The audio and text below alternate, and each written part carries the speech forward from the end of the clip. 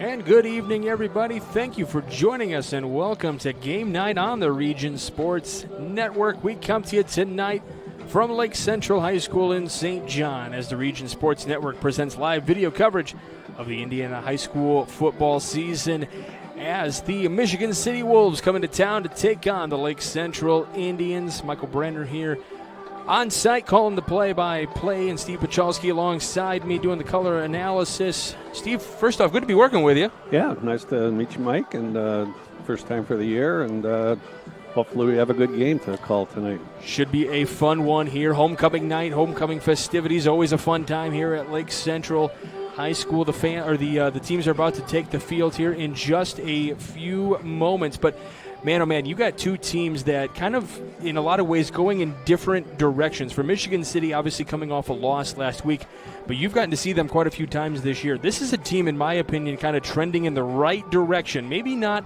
a conference championship, but man, oh man, in their sectional, in their realm of classes, they're one of the teams to beat, in my opinion, if they're doing the things that they're supposed to be doing. Totally agree. You look at the scores of their games, they're 3-2, and they, except for last week, they hadn't scored less than 27 points in a game. And in doing that game last week against Maryville, the score looks kind of lopsided, but it was a kind of a quiet 44-7, if that kind of makes sense. They've been their own worst enemy in the games that I've watched them. I haven't seen too many of the opposing teams doing the stopping of their offense and keeping them off the board. It's been their own mistakes, so they can show a little bit more poise and kind of put those things in the rearview mirror. Very athletic team, and I think they could do something special moving on. Well, one of those special players is certainly Tristan Hart, who is completing 61% of his passes for just under 900 yards on the season. But probably one of the things, and this might be what you're alluding to, when you kind of getting in their own way, 4 interceptions to 6 touchdowns on the year. Those are things that you want to limit as you continue on throughout this season, as you get ready for sectional play. Right, and they seem to just come at the most inopportune times. Sometimes people, their interception numbers go up when they're throwing some Hail Marys and things like that, but it just seems, like I said, a mistake here and a mistake there, and you could have a much different story for Michigan City. And they are without 2 of their starters here tonight. DeAndre Collier and DeMorion Evans will not participate in tonight's contest due to some issues from last week's game, so they won't be here, but that is a big part of their offense that's going to be missing, so kind of limited in terms of what you can do, but certainly a guy like Jeremy Thurman who's going to try to step up into this role and do big things, and when given those opportunities, sometimes those are the players that make the biggest impact in a game.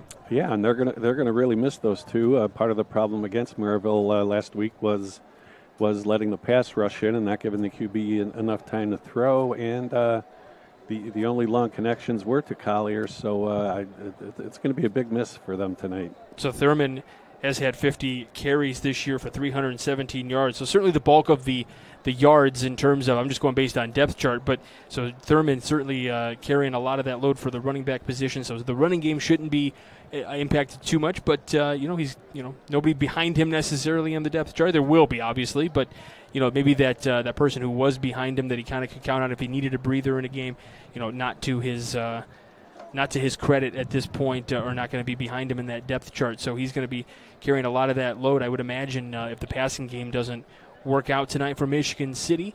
And we'll talk about Lake Central here in just a moment, as we are just moments away from the start of this one here in St. John. We want to make sure we get the entrance for the Lake Central Indians as they come out of their giant helmet over here. Always a good time to see the players make their way out onto the field.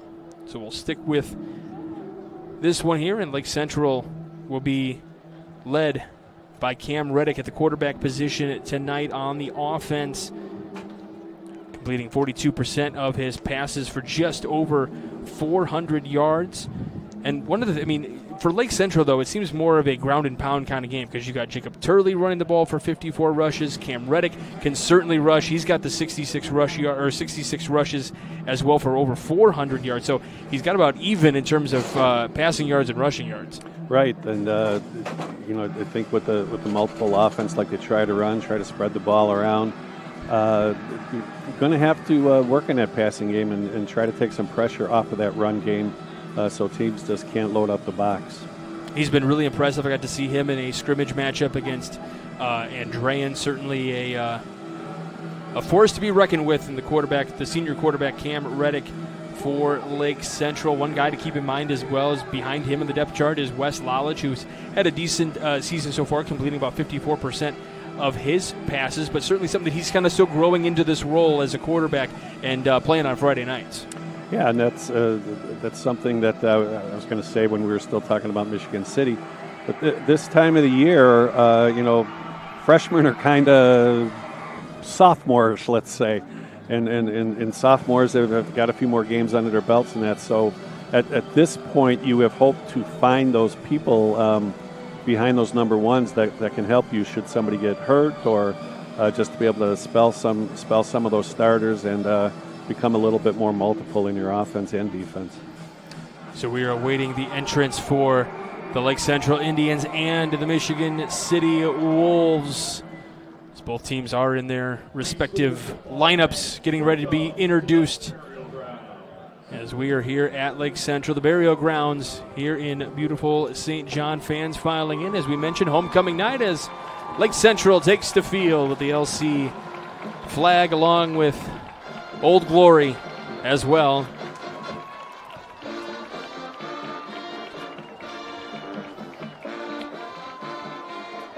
Always fun to be involved in homecoming festivities. What is a good homecoming memory for you? Did you enjoy playing on those nights? I enjoyed playing. I didn't necessarily enjoy coaching with all the hoopla involved in that. It was sometimes it was hard to keep your players focused. They're thinking about the dance and things like that. Yeah. But come game time, I'm sure everybody's focus is going to be between the hashes here. Yeah, that makes total sense. Though you keep trying to keep everyone's heads in the right spot. They're worried about tomorrow night. They're kind of enjoying the festivities. The band out onto the field to play the fight song to introduce them as their opponents make their way across the way here. And we'll have the national anthem here in just a moment. We'll bring you the starting lineups as well. We'll find out who wins the coin toss. All that fun stuff. Make sure we bring you the band here from the burial grounds. Some of those guys that Cam Reddick's going to be throwing to tonight, you got guys like Hamza Issa in the wide receiver core. He kind of leads in the reception category, 13 receptions for over 160 yards on the year. Still looking for that first touchdown, though, of the year. The touchdowns have been coming to Frankie Verda, the junior. Just over 120 yards on the year on 11 catches. So definitely some options for Cam Reddick and Wes Lalich in this game, no question about it.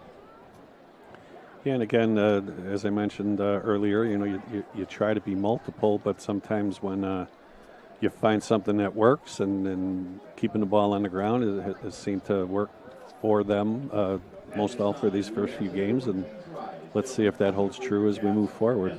Another option is going to be the senior transfer out from Mount Carmel is going to be Logan Roten. He's got 8 catches for 92 yards, looking for that 100-yard mark on the year. But we are going to take you to the Lake Central Band for the playing of our national anthem.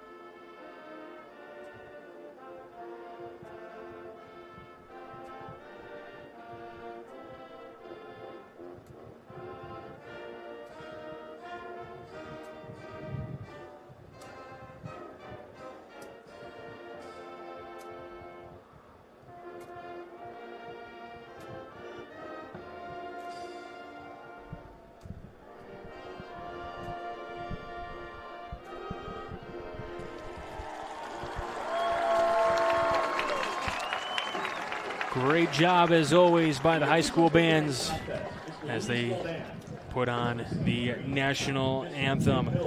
Always part of those fun parts of the homecoming festivities as well. And we're going to figure out as the officials are testing their microphones. And it's one of the fun things I'm loving about high school sports anymore. We're getting so privileged at this point. They can wire these guys up now to make the announcements of who's got the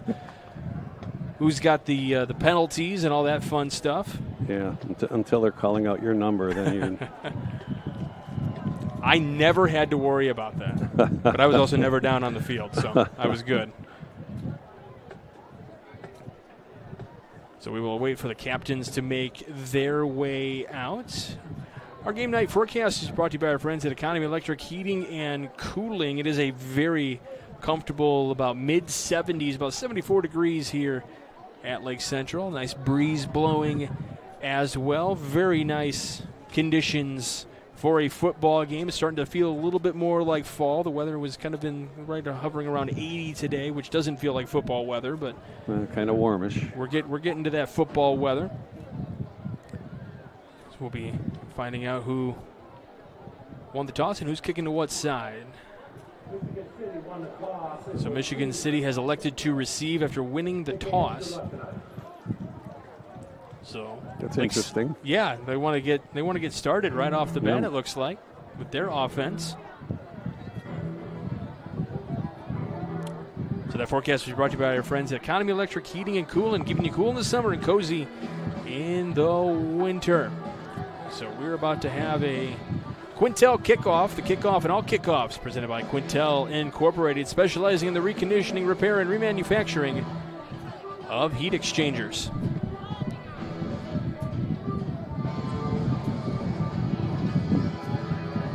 As the wind continues to howl as well.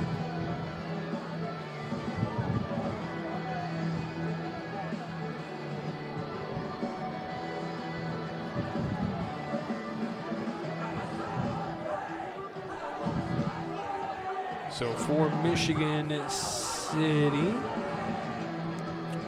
Serrano has been I'm looking at this the wrong way. Beg your pardon. It'll be TJ Olenkamp that's going to be kicking things away here for Lake Central. Quite a few guys from Michigan City back to return. And we'll bring you those starting lineups here on the other side of this one. But we are ready to start week number 6 of the high school football season, and we are officially underway as the ball is caught just inside the 20, taken up to about the 25 and through the 30, breaking free across the 50, and the big return is going to be taken down inside the 40. Really big return there for Meek Laurent. Well, now it makes sense that they took the ball. When they have a threat like that, they're ready to go. So they're going to be starting at the 38-yard line to start things up for Michigan City. Really good field position to start, Steve. Yeah, that's what they needed. Something to spark them right away after last week's coming in here probably with their heads down a little bit, and that's a good start. We'll bring you the officials here in just a moment, as well as Michigan City, ready to start at the 38-yard line. Triniston Hart, the man in motion. They hand it off to that right side, across the 35 and into the 30 and across the 25. Ball is loose. We'll find out who fell on it first, as there is a fumble, and it might work out for Michigan City. Inside the 25-yard line, looks like Michigan City will keep. Zaire McKinney, who got that handoff, runs across to the 24-yard line. It'll be a Four Seasons mechanical first down just like that for Michigan City. Fortunate that they got back on the ball, but those are the types of things that I'm talking about. Hart hands off again, this time to the left. And tackled inside the 20 this time as Laurent juts ahead. So Triniston Hart in at quarterback, Zaire McKinney, Mick Laurent, and Nick Stewart. At least according to the depth chart that we received, are your starting receivers. Jeremy Thurman in at running back, and we'll give you the offensive line here in just a minute. As Thurman runs ahead, big tackle on the other side of the field over there. So you've got Jeremiah Jones. This is going left tackle to right tackle. Jeremiah Jones, Ralph Smith, Jack Solar, Jeremiah Hurd, and Edgar Garcia. Working Actually, on we those may have edges. somebody else in the right guard position. I will double check. Maybe number 60. Nope, that's going to be Garcia. Pass complete off to the left side, down to the 10, and into the end zone for the touchdown as Zaire McKinney gets into the end zone and gets Michigan City on the board first. Yeah, just a little bubble throw out there, and it was all McKinney with the speed, that first step speed that you speak about that not many people have. He caught that ball, put on a quick move, one step, and up the sideline.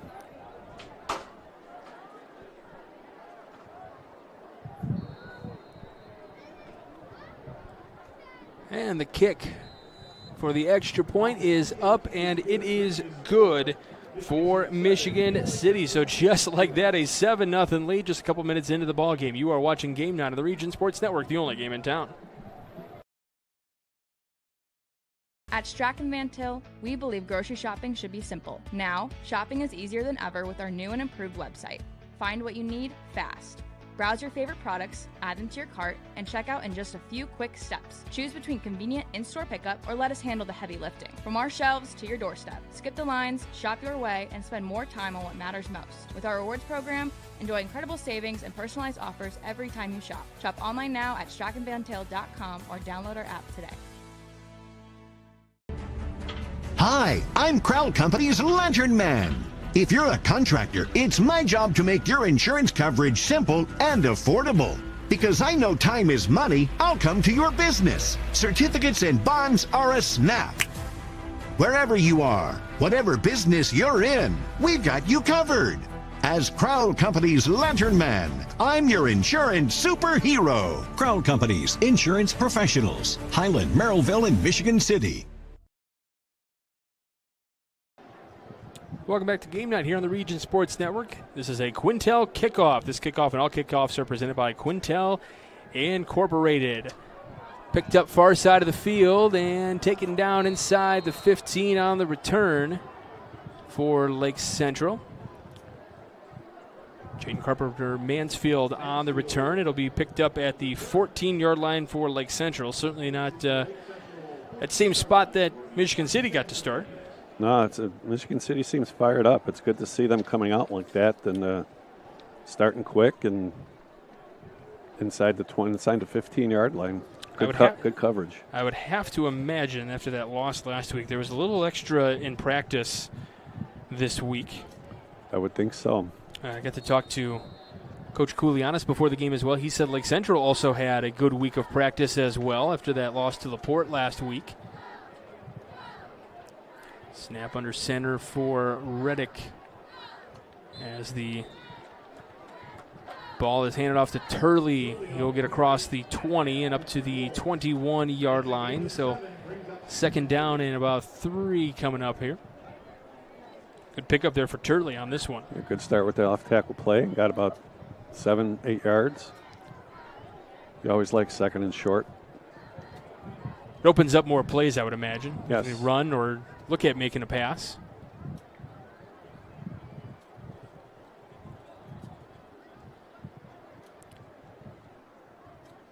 Handoff again may have been to Turley there. Everything very compact in that lineup over there for Lake Central. It looks like there's been a little trouble on the exchange there. So I think they picked up 1 yard, so still third and short coming up. Our officials tonight, Tim Holmes, Tim Mills, Bill Morrison, Luis Roldan, and Steve Green. Tim Holmes going to be the white hat for today. So third down and short here. Probably looking for a pass situation, I would think, with Reddick. Going to run that one, keep ahead here, and it's going to be very close to that first down marker. Looks like it might be short on the run, trying to get to the 24, and they might be at the 23 3/4. You got an interesting call here now. So potentially fourth down coming up for Lake Central, and then you're talking about fourth down in literally just inches. I don't see the punt team coming out there. They're going to go for it here early on, deep in their territory. Must feel good about the opportunities, and it looked like it was going to be a push enough to get to the 25-yard line, according to the officials. Handoff again to Turley, who is able to push his way for a Four Seasons mechanical first down. Had some penetration by Michigan City there, but just in the wrong gap, and they were able to push it across. First down. Hamza Issa in at receiver along with Logan Roten. Andrew Kashelski, Xavier Green, Frankie Verda. This one handed off now to that right side, jutting ahead across the 25. It'll be a pickup of about 3 yards on the play for Turley. Had a hole there, but closed quickly. Yeah, it's one of the things Michigan City does do well, despite giving up the 47 or 44 points last week. Certainly a stout defense, no question about it. Yep, and they do run to the ball. A lot of size up front. Look at 245, 265, 250.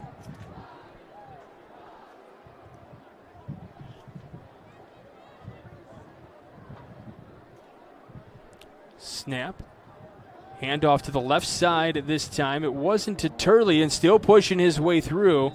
Shy of the 35, but we do have a flag on the play on the far side of the field. Little misdirection on the play. Got them some positive yardage, but let's see. Got new legal motion.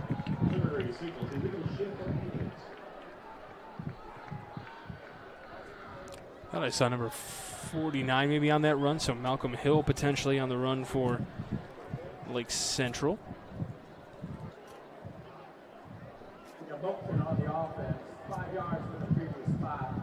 So holding on Lake Central, so this will knock it back a little bit. And, you talk about Michigan City kind of, getting in their own way. That's one thing I think Lake Central has really had a problem with as well. And that becomes a big problem when you're primarily a running team. It's hard to make up that yardage on the ground. So sometimes you're forced to the air when you don't really want to be.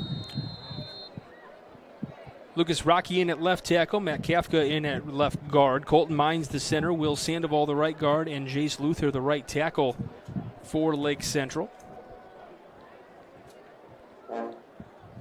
3 wide receivers, 2 to each side. Reddick stepped back to throw his first pass of the night, and the pass is overthrown to Issa, who is the intended target. So third down coming up here for the Indians. It'll be third and long. Certainly, we talked about second and short. No, third and long is where you don't want to be in. Right, and he had him open there. Dig route across the middle of the field. Had a couple steps on the defender. And kind of looked like a late turn on Issa's part potentially. So just timing, a slight issue on that one. Getting in the play call here, Reddick in at quarterback. 2 receivers here to the near side. So Reddick hands the ball off, and another handoff inside across the 25, and that was given to Jaden Mansfield across the 25, but gets him just past the original line of scrimmage, so not much to do. Trying to throw a little trickery out there. Nice play, as they did hand it off, and then it was handed off again. Positive yardage, but not nearly enough for the first down, and they're going to have to kick the ball away. I said they went for it on fourth down the first time, but that was fourth and short. This is certainly a long way to go, and on the wrong side of the field to try to go for it. So TJ Olenkamp back to punt. Almost blocked, but be taken off here to the right side. It's going to take a bounce and bounce Michigan City's way, and it's going to be taken down right at the 50-yard line. Now, we actually do really precise measurements, so it's going to be about the 49.5, it looks like. Now, right on the 49. Good field position again to start off for Michigan City. We mentioned the offensive starters for Michigan City. The starting defense for Lake Central, Dylan Scanlon, Jacob Jones, and Isaiah Alvarez in at the front. Dylan Reisky, Brody Ramirez, and Luke Velas in at linebacker. Lucas Embry, Jason Mann, Lucas Lynn, Braden Hurley, and Jacob Whitehustler in the backfield. Handoff again to the right side for Michigan City. We do have a penalty marker down. The handoff to Zaire McKinney. Holding's the indication. So this will march Michigan City back a little bit. Seen some four-season mechanical first downs here already. We've also seen, surprisingly, we already saw some four-season mechanical four-down territory. We're a little surprised to see that early in the game. Right, especially deep in their own zone. Didn't work out in the long run. Still had to punt the ball away, but those are the things that sometimes you do to just change the fortune of your team.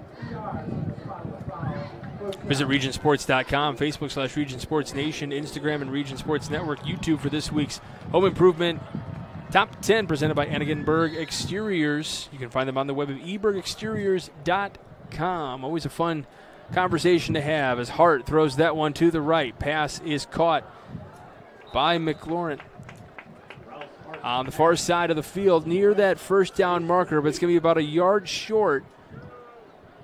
So pick up a 14 on that play. Nice play from Hart to Laurent.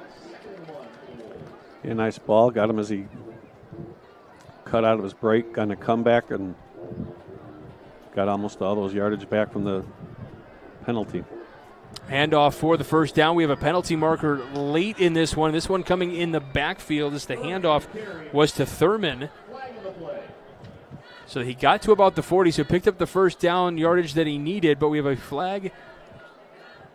And it looks like it's going to be, did he indicate face mask? Is that what he said? That's what it looked like.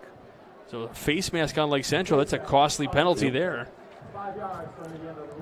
So so he had already picked up the first down, so the penalty then comes at the end of the run. It hadn't been a big pickup, but it just became one. Yeah, it had the 5 yards to it.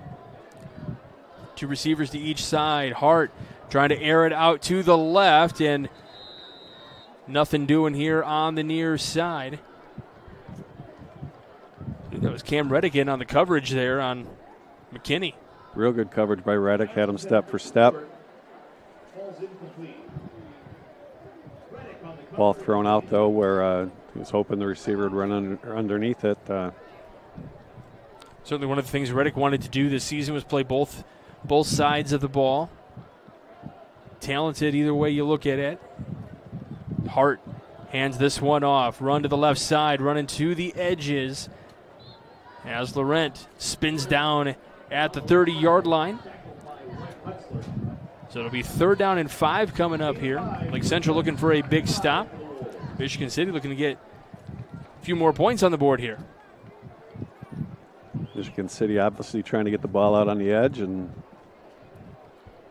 there's no accounting for speed. Hart looking to air it out. He gives it to Thurman there on the right side. Thurman's going to pick up that four-season mechanical first down, and then taken down at the 20-yard line. Nice pickup there. Very nice throw by Hart. Central came, like LC came with a good rush that time. He got the ball up just in time, but he stood in there and delivered a strike. I like these. I like the fact that for Hart, not that he can't throw the deep ball, but certainly the run is doing pretty well here. His big tackle made inside by Lake Central. Is Thurman on the carry? A little bit of a stunt there up front by Lake Central to try to change their fortunes and get the ball before it can get out on the edge. Will Smith in on that tackle there. Hart looking to pass, escapes the pressure, throws it up the middle, incomplete. But I like that for the most part, a lot of his passes are kind of, I wouldn't say they're dink and dunk, but they're not long passes, but they're getting his arm loose. He's getting the completion numbers, and he's able to get the yardage needed to be successful in this one. Yeah, seems very relaxed, very poised back there, and knows when to run, knows when to throw it. So 3rd down coming up here. Little different formation here for Michigan City. Handoff to McKinney off to that right side. However, it was not Hart in at quarterback. That was Jaden Baker. Jaden Baker in at quarterback there. Kind of just probably throwing things off a little bit for Lake Central. Didn't seem to do too much damage to him. Yeah, I think Hart's helmet came off the play before, so he had to out come out for a play. 3 receivers to the left, 1 to the right. Thurman right behind. Little keep here for Hart, who rolls out to Got his plenty left. of room to run. And he's going to keep on running just inside the 10-yard line. He's going to run out at about the 8-yard line, so the clock will stop. 3:23 to go here in this opening quarter. Michigan City leads at 7-0. This is a very long, methodical drive. Really nice work by Michigan City. I don't think we're close to that 19 mark yet, but if you're watching the Bears-Dallas game this past week. Can you imagine that 19 plays in a drive? That's a long time. That is a very long time for a defense to be out there.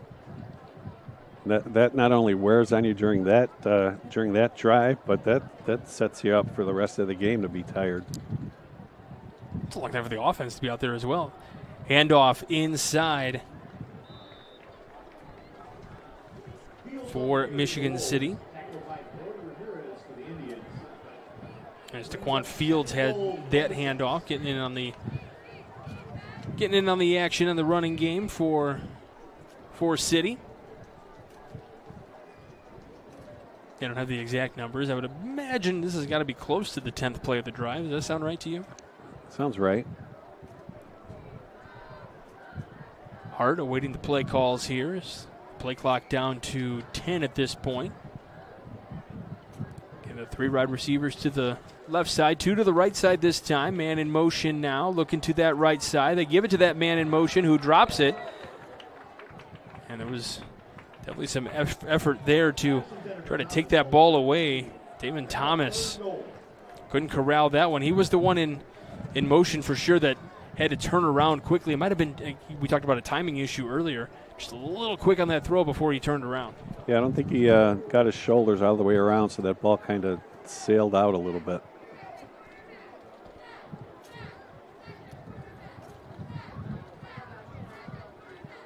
Three receivers to the right side this time for Hart as he moves in motion to the right, throws it ahead, passes incomplete. He was looking for McKinney on that play there. You know what, Steve? He actually had room to run. I was going to say that might have been one of those times where he just should have tucked it, and he looked like he could have gotten to the corner. He certainly had that option there, but sometimes, especially when these kids are high school kids, they're told, hey, this is the play, and this is what you've been running for, every day in practice, and then, the game situation comes up, you're like, oh, I didn't even notice that big wide open field ahead of me. I was just focusing on completing my pass. Sure. Field goal kick is up, and it is good for City. So that makes it a 10-0 ball game for City as we go with 2:25 left to go in this opening quarter. You're watching Game Night on the Region Sports Network, the only game in town. Thinking about what to do after high school? Consider a career with Boilermakers Local 374. As a Boilermaker apprentice, you'll earn while you learn. We offer excellent wages and benefits, and as part of our no-cost hands-on apprenticeship program, you'll learn from the best in state-of-the-art training centers and on the job. Become a union Boilermaker and get on your way to a great career. Find out more, visit www.local374.org or call 219-845-1000. From lighting up Friday Night Football to powering the classrooms that shape the students of Lake County, IBEW Local 697 is proud to support our region's schools and the communities we call home. A career as a union electrician could be your next great move. Your next cap might be a hard hat. IBEW Local 697, powering futures, powering the region. Welcome back to Game Night here on the Region Sports Network. We got a Quintel kickoff for you. This kickoff and all kickoffs are presented by Quintel Incorporated, handling jobs of all sizes throughout the country since 1994. Lake Central going to start at the 29-yard line. trying to get on the scoreboard for the first time here tonight. Try to get these fans something to cheer about here on homecoming night. We talked about the starting offense for Lake Central. Let's take a look at the starting defense for Michigan City. Desmond Howard in on the defensive line along with Julius Hurd, Silas Bradford, and Daquan Fields. Demarion Evans not going to be in the game today, so I didn't update my depth chart. Apologies. Ethan Buzzkirk and then Isaiah Gibson as well. Kirk looking to throw, or Cam Reddick looking to throw, excuse me. Damon Thomas, Anthony Gibson, Isaiah Smoot, and Elijah Conley in the backfield for Michigan City. Well covered on the play there. He's lucky that ball didn't get picked off. So Cam Reddick. New quarterback? Oh, it looks like Wes Lalich in there now, excuse me. So Wes Lalich gets the snap, handoff to Turley. Gets taken down at the 31-yard line. So a pickup of 2 on the play.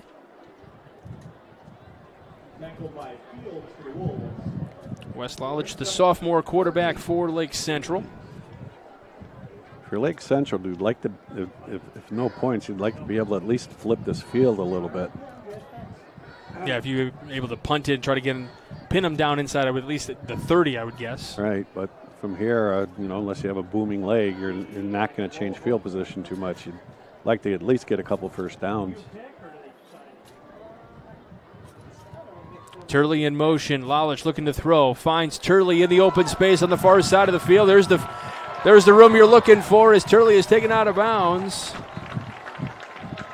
Inside the 50 at the 46-yard line. That's the pass and the yardage you're looking for. Yeah, obviously blown coverage there. He was out there in the flat all by himself, had a lot of room to run before he was even touched. Four Seasons mechanical first down. Yeah, there was a lot of debate on, who was going to be the starting quarterback. Was it going to be Cam Reddick? Was it going to be Wes Lalich? They've kind of gone with a package deal for both of them. Delivered a nice ball that time on the flat. 3 receivers to the right, 1 to the left. And we'll have a penalty marker here as there's going to be a false start against Lake Central.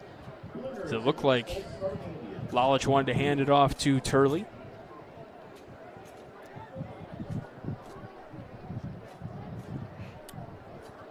Again, sorry, go ahead, Steve. I was just going to say, again, you don't want to find yourself behind the sticks here. 1st and 15. Again, for a predominantly running team, sometimes it's hard to get those yards back. One of the things about Lake Central, if people are unaware, 3 different middle schools feed into Lake Central. Both Turley and Wes they're Clark kids. So they played on the same team for a time before. Lalich looking to his left. Pass complete. As the receiver out across the 50, trying to get some of that yardage back. It looks like Hamza Issa was the target there, so Issa trying to pick up some yardage.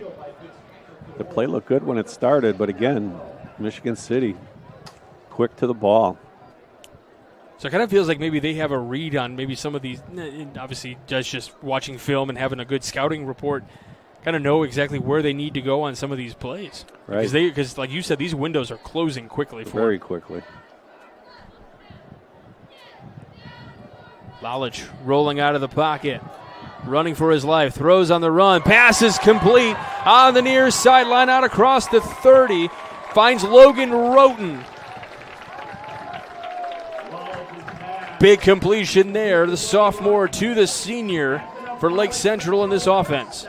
Very big, as you said, being furiously rushed there, but had the presence of mind to let the receiver come open, found him in the plus yardage there, got the first down and new set of downs, and here we go. They flipped the field and they're in position to maybe put some points up on the board here.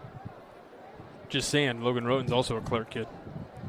Nothing against the Grimmer and the Kalen kids. Just saying, just pointing out facts. Does somebody coach it? Does somebody teach at Clark? Oh, you know. Roten in motion, fake handoff, gives to Turley. Turley spun down across the 30-yard line. Ethan Buskirk in on that tackle there. We'll have a stoppage of time here, it looks like, as we have the end of the first quarter. So Michigan City with a 10-0 lead at the end of one. We go to the second quarter. You're watching Game 9 of the Region Sports Network, the only game in town. Four Seasons Mechanical proudly serves Northwest Indiana, providing quality, reasonably priced, reliable service. With a quality and comfort guarantee, the professionals at Four Seasons Mechanical offer a wide range of services in heating, ventilation, and air conditioning. Whether it's residential or commercial, Four Seasons Mechanical is there 24/7. To find out more, the website is fourseasonsmechanical.com or give them a call at 219-756-7020. Four Seasons Mechanical, your indoor air quality specialist. With electrical services from Economy Electric Heating and Cooling, you can radiate the perfect amount of light and energy into your home. From rewiring and code upgrades to ceiling fans, lighting, security, and more, Economy Electric Heating and Cooling's trained electricians will make sure you can enjoy your home on full power all the time. For a free estimate on electrical work, call Economy Electric Heating and Cooling at 219-923-4441, and you can visit them on the web at 4ajobdoneright.com. That's the number 4ajobdoneright.com. Start of the second quarter here at Lake Central. We've got a Four Seasons Mechanical first down. Now it's second down here for Lake Central. Lalich still in at quarterback. He's got three receivers to his right, one to his left, and we have a penalty marker and a false start against Lake Central. Looked like the right tackle may have been the culprit on that one. Got the 5 yards back from the penalty, and you give it right back to him with another penalty.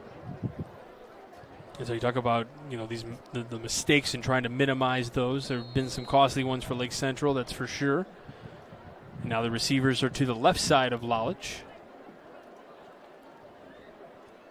Gets the snap. He's looking to air it out. Looks to his left. Pass is going to be incomplete. And we're going to have a penalty marker. The tackle made by Elijah Conley is right there on, looked like Hamza Issa. It was a good call. Contact was made early. Well, the officials are conferring at about the 27-yard line, so the penalty is going to be against Michigan City's defense. So that's where you're at this point you are trading mistakes for other mistakes. Obviously Lake Central made their mistake. Now they're going to be able to capitalize on a mistake from Michigan City. Right. That's a 15-yarder. That's not a spot of the ball foul. It's a 15-yarder, so that'll give them a first down. It's Four Seasons Mechanical first down. Check out the IBEW Local 697 electrifying plays from this week's football action. Visit regionsports.com, Facebook/Region Sports Nation, or on Instagram. The electrifying plays presented by IBEW Local 697, the electrical professionals. The officials have the ball spotted, but all kind of just making sure everything's. So it will be a first down, but they do have the number 2 flipped on the board there. Now it's flipped to 1 for the Chang gang as they're moving their way down. I'll tell you what, there's a lot of jobs I would not want to do in football. Chang gang is one of them.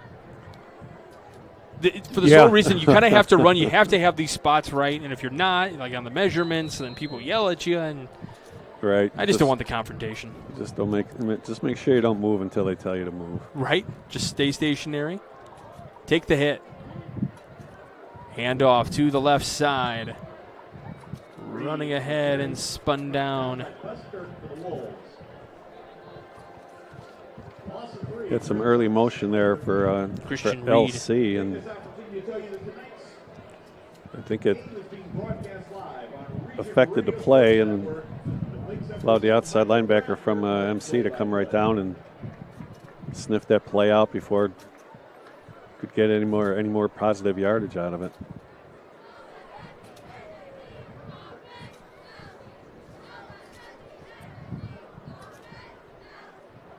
Lalich with 3 receivers to his right, 1 to his left. Steps up in the pocket, now moves ahead. He's got room to run. He's a good runner and tackled right around that 15-yard line. They'll give them the 13 officially. Big run as they get kind of the yardage they needed. They're getting a lot of that penalty yardage back. Yeah, I think we have a flag down at the other side of the field, though, so we'll see what that is. And it's going to be against Lake Central. So after kind of a big pickup, a pickup that you needed, now all of a sudden you're going the wrong way again. That's what, when you talk about a game where, teams are desperate for a win, who is going to end up winning this one? Because both teams are giving themselves shots in the foot. Right, and that's, that's kind of why they're in the position that they're in with the losses that they have. At least on Michigan City's part that I have seen, they've been their own worst enemy, and that's what's happened in Lake Central here too. They got the ball deep, they were inside the 20, and now they're under 11 minutes to play here before the halftime. Lalich still in a quarterback, 1 to his left, 3 to his right, with Reed in the backfield. Looking to throw, airing it out to the left side. A little bit of a bump, but no penalty marker issued. Hamza Issa was the intended target, I believe. He had to step on the man again, just a little too tall for him there.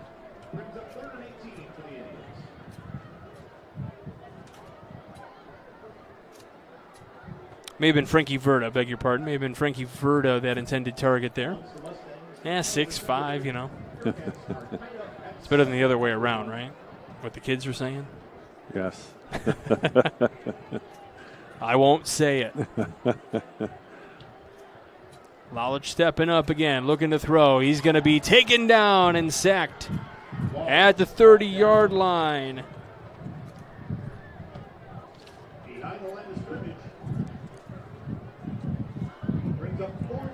Desmond Howard in on the sack. Desmond Howard doing good work. It's just a matter of time. Third sack of the season. Just a matter of time before we heard from him. Tends to create havoc in an offense's backfield. Third sack of the season for the junior. Under 10 minutes to play here into the half as it's 4th down, and we'll have We're looking at a 47-yard field goal here. And we'll have a timeout taken. It'll be taken by Lake Central.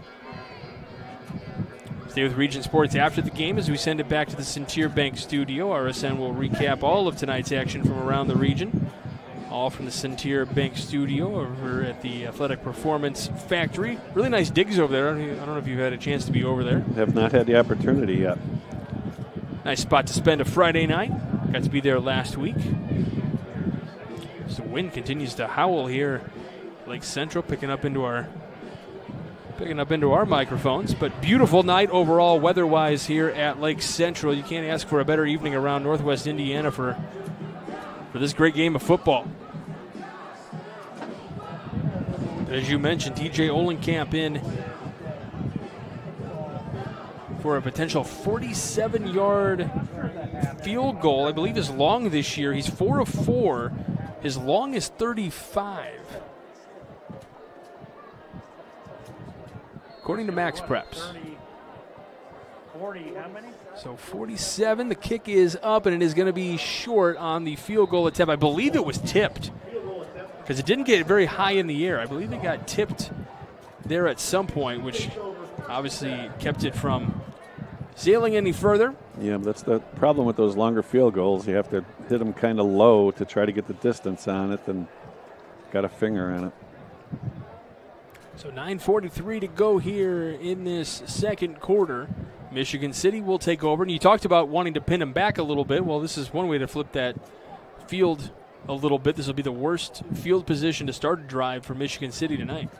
Yeah, but now you need a 3 and out. You need to either force a turnover here or force a punt and take advantage. Don't forget, we got awards we're going to hand out at the end of this one. We'll mention those after this play here. Four Seasons Mechanical first down. A lot of coverage here. Bad snap. Hart falls on it, and we'll see. Did Lake Central pick it up? They did. Lake Central picked up the bad snap, and now they start with good field position. Talking about flipping the script a little bit. Yep, exactly what they needed. Crowd in the line. I think maybe made the center a little nervous there, looking up and seeing everybody coming, and LC's in business.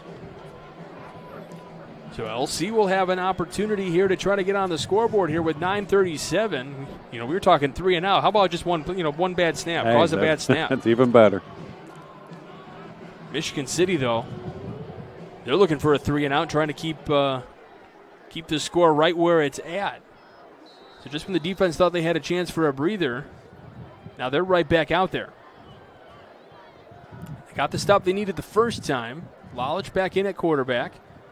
Hands off, Turley tries to run to the left side, fighting his way through, not going down, going to the 15 before he is finally wrestled down.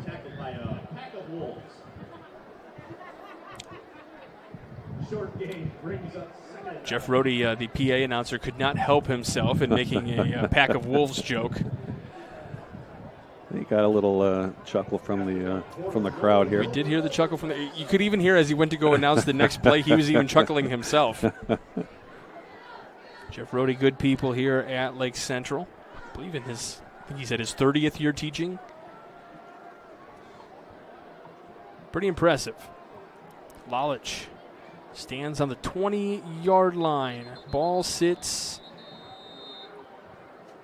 at the 15, and we'll have a timeout taken by Lake Central as they want to make sure. You know what? These timeouts are kind of crucial for Lake Central. They want to make sure that they draw up the right play. They want, and to be honest, they need to get on the scoreboard here before the half. Right. Well, they didn't have a choice there. The play clock was winding down, and it was either burn the timeout or face another 5-yard penalty there. So they burned the timeout, 8:48 to go here. Those awards we're going to hand out, the Crowd Company's Lantern Man Superhero of the Game. They are proud to recognize the superheroes on the football field. We've also got the Boilermakers Local 374 Blue Collar Player of the Game. Learn about apprenticeship programs and more at local374.org, along with the Proud Union Home Play of the Game presented by Ironworkers Local 395. To find out how you can become a union ironworker, visit ironworkers395.com. Appreciate you tuning in to the Region Sports Network on a Friday night. Yeah, we're the only game in town. We've been so for the last 25 years. So Lake Central. 2nd and 9. Lalich looking to throw. Looking to his left. Now looks center. Pass is going to be complete into the end zone for the touchdown. And it's Frankie Verda with his 4th touchdown of the year. And Verda looked to be about his 3rd look off there. Lalich had plenty of time. Went through his progressions there. Yep. Found Verda right down the middle of the field, delivered a strike. 6 points they needed. So Lalich delivers the dart, and Olenkamp in to attempt the extra point. Tommy Romelli, the long snapper.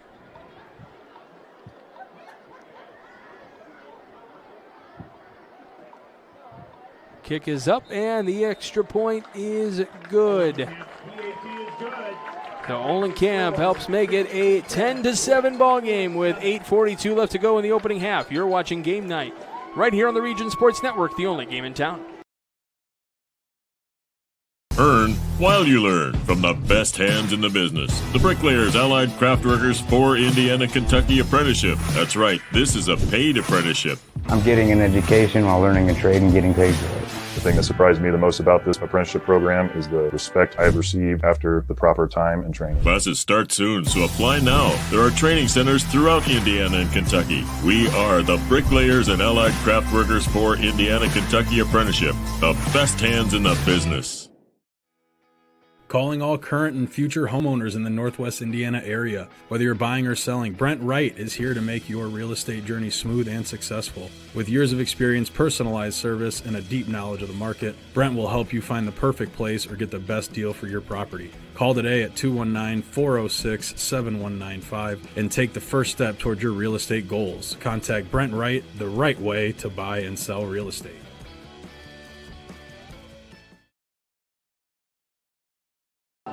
Welcome back to Game Night here on the Region Sports Network. 8:42 left to go here in this second quarter. DJ's got the music blaring here at Lake Central. Fans are liking it. Press here in the press box are enjoying it as well. I see you guys bouncing your heads. I see it. It's from my era there, going back to Journey. So the kick is underway here. Michigan City. Oh, he's got it. Up to Zaire McKinney. So McKinney going to be taken down inside the 35-yard line, it would appear. So not terrible field position to start if you're Michigan City. Not bad. It's a good start. And they're going to have it right about maybe the 39 and 3/4 maybe, or 39-yard line. 38 and 9/10. We'll go with that. We do precise measurements here at the Region Sports Network. I know you guys on the coaching staffs as well. You like that as well. Those binoculars are really good. And it looks like they're going to be sending some pressure here from Lake Central. They've got the guys, but they get a little too far as Thurman able to push his way through.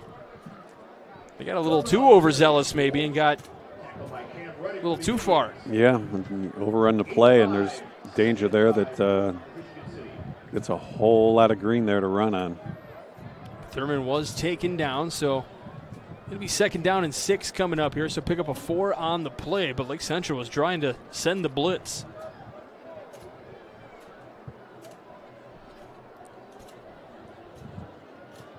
CFMC tries to gain that edge again, get out to the edge. Trying to rush a few more here, trying to get in on Hart. They just miss him. Hart looking to air it out. He's got a man open downfield, out across the 20. And it was McKinney out there. Nope, I beg your pardon. Nick Stewart out there. Nick Stewart. Either way, Michigan City with a big play from Hart to get it downfield. We see poise from the other quarterback there, buying time for his receiver on a double move and finding him deep. Now hand to Thurman, who picks up maybe 2 yards on the play. They did stop the clock for the forward progress being stopped. So 2nd down after a short gain. It'll be 2nd down and 8 for Michigan City. So right after Lake Central scores, Michigan City really pumping it down the field here. Going to give Lake Central a chance to get the ball back with quite a bit of time left. Well, I think they won't matter that much if they are able to score a touchdown. Hart. A lot of room again. Running again out across the 10, right around the 5-yard line. And he runs out of bounds at about the 6. They're going to mark it at the 5-yard line. So, again, really nice run there. It's another Four Seasons mechanical 1st down for Michigan City. Now it's going to be 1st and goal. We talked about the play in the last series that he could have ran the ball, and that time he did, tucked it up, got the 1st down, got a new set of downs. 5-yard line. And we'll have a flag thrown as Hart, with his arms wide open, he's trying to figure out what the heck's going on. I think that's what Coach French is also trying to figure out here. He's trying to figure out something. They're calling a illegal substitution. I think French is going to be looking for an explanation. He's like, hold on, wait a minute. I think they had 12 guys in the huddle. That's what, as Michigan City will call the timeout here. Stay tuned for the halftime report.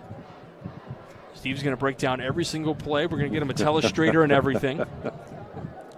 Do we have Zach has been working on the highlight reel for the halftime. Do they got that kind of budget here? We can make that kind of budget. Yeah. The more games you do, the more money rolls in. That's what I've heard. That's the rumor. Hey, good. I'd be happy to draw some things up. I actually did that one time during basketball. We were trying to, I worked with a guy, actually Johnny Ryan, who coaches here at Lake Central. He was always talking and very animated with his hands and kind of drawing things up, and we couldn't show it on the screen. So the one day I brought my basketball board, and he was able to draw things up with the camera pointed to it. Okay. So show what the man's talking about. So now from the 10-yard line, still first and goal here, but backed it up 5 yards. Give off to McLaurin. And no gain on the play there for Laurent. For Meek Laurent, the junior. Scanlon on the tackle for Lake Central. No gain. Thought he had an opening, tried to turn that up early. So second down, Lake Central looking for a big stop here if they can. Michigan City looking to pile on the score. After the score was piled on them last week, looking for a little redemption here, a little bounce back win. They got it a couple years ago here at Lake Central. Hart keeps, runs across the 5, leaps towards the end zone. He may have been out of bounds, so they're going to knock him out at the... And it's the 1 yard line, it looks like. So third and goal coming up here. Nice run from Hart. Yeah, I think he either had the option to throw there or just sort of wanted to freeze the defensive backs there to give him a little extra room, and took the ball, tried to get to the edge, came up just a little bit short, but you got 2 downs here now to get 1 yard for the touchdown. I think we got motion. And we've got another penalty marker.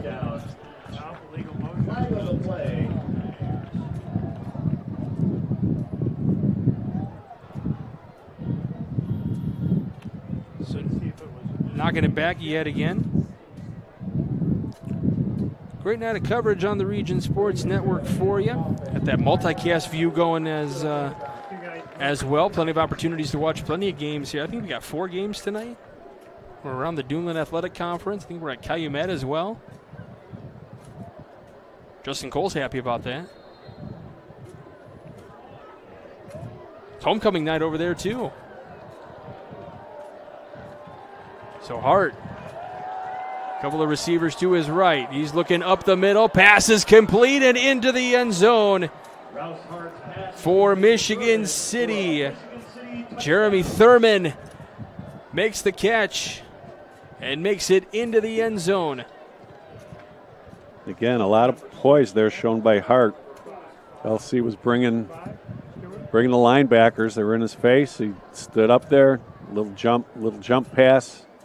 Again, threw a strike right over the middle of the field. So the attempt for the PAT, Hart the holder.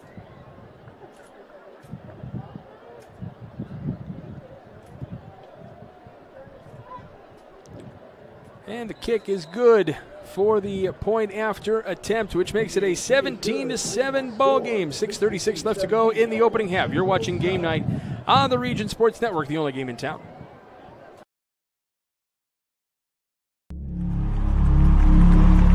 Some see a wrestling match. We see a 6-minute lesson in grit.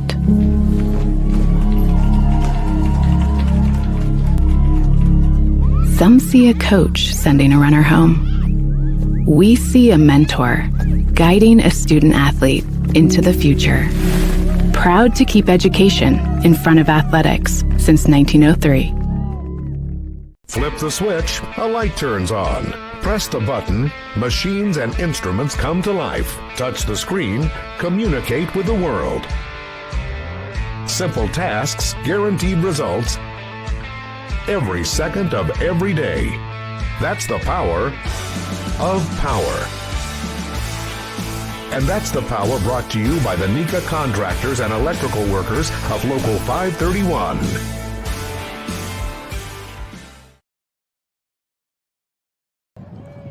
Welcome back to Game Night here on the Region Sports Network.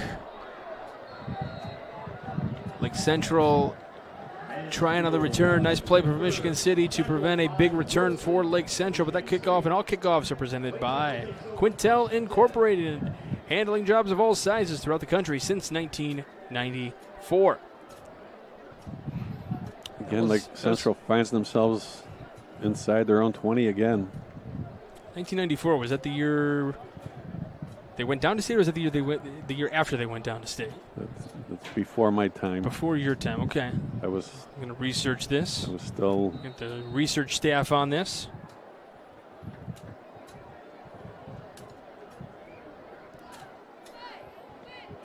It's right around that time, I know that.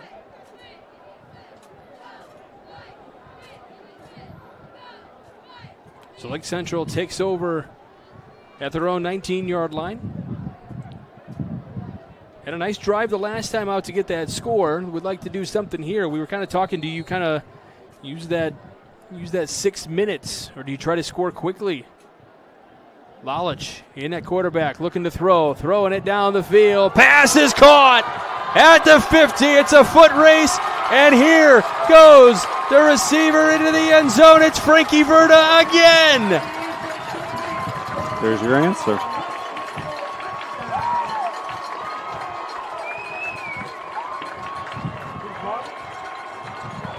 I'm impressed by both of these quarterbacks. They're both standing in there delivering good balls when they know they're going to get hit.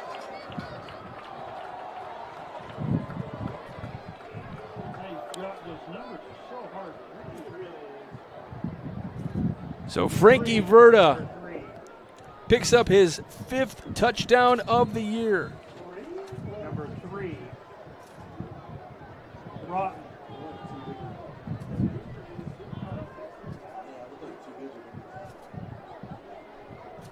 I'm pretty sure it's number 3. Number 3? Oh, 15? So TJ Olenkamp in for the extra point, and is good. So we wondered, are they going to be methodical with the drive? No, Wes Lalich says, I'm going to pop this one off for a big old touchdown. And that's what Lake Central gets, and we're back to a 3-point game with 6:17 left to go in the half. You're watching Game 9 on the Region Sports Network, the only game in town. When it comes to your money, you deserve more than just numbers on a page. You deserve someone who sees the full picture. Meet Mark Machnick, one of Northwest Indiana's most trusted accounting professionals. Whether you're running a business, planning for retirement, or just trying to make sense of tax season, Mark Machnick, located in Highland, makes it simple, personal, and believe it or not, painless. Contact Mark and his team today at 219-595-5290. Mark Machnick, CPA. At Blyce, we're used to having the athlete shop at our store. Down, sit, put. But sometimes they get carried away.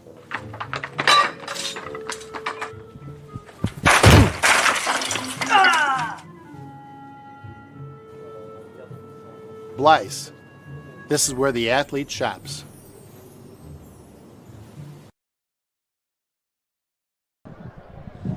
Welcome back to Game Night here on the Region Sports Network. This kickoff and all kickoffs are brought to you by Quintel Incorporated. Michigan City letting the deep ball go, trying to get a return, can't get it to go. A slew of Indians are in on the tackle, and now a penalty marker comes in. May have been a little too rambunctious there. A little too much excitement after that explosive play, so it's a personal foul against Lake Central.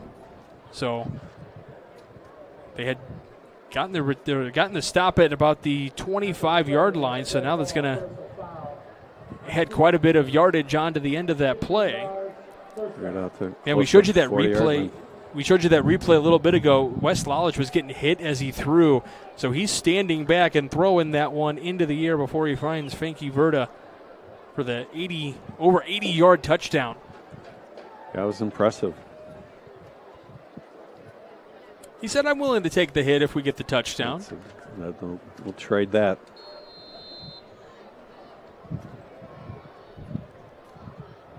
Looks like Lake Central wants to rush a few.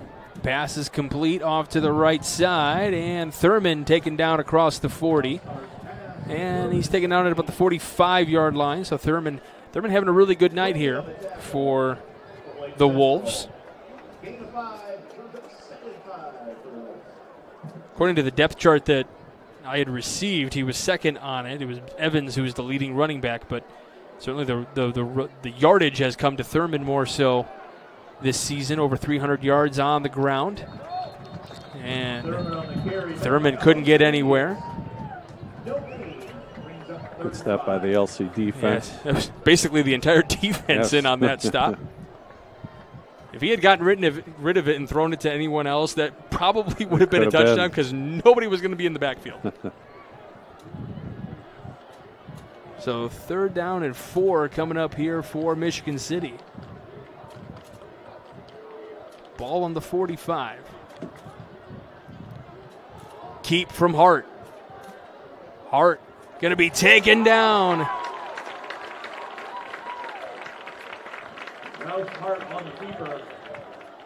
Seeing a little bit more aggressiveness out of this LC defense.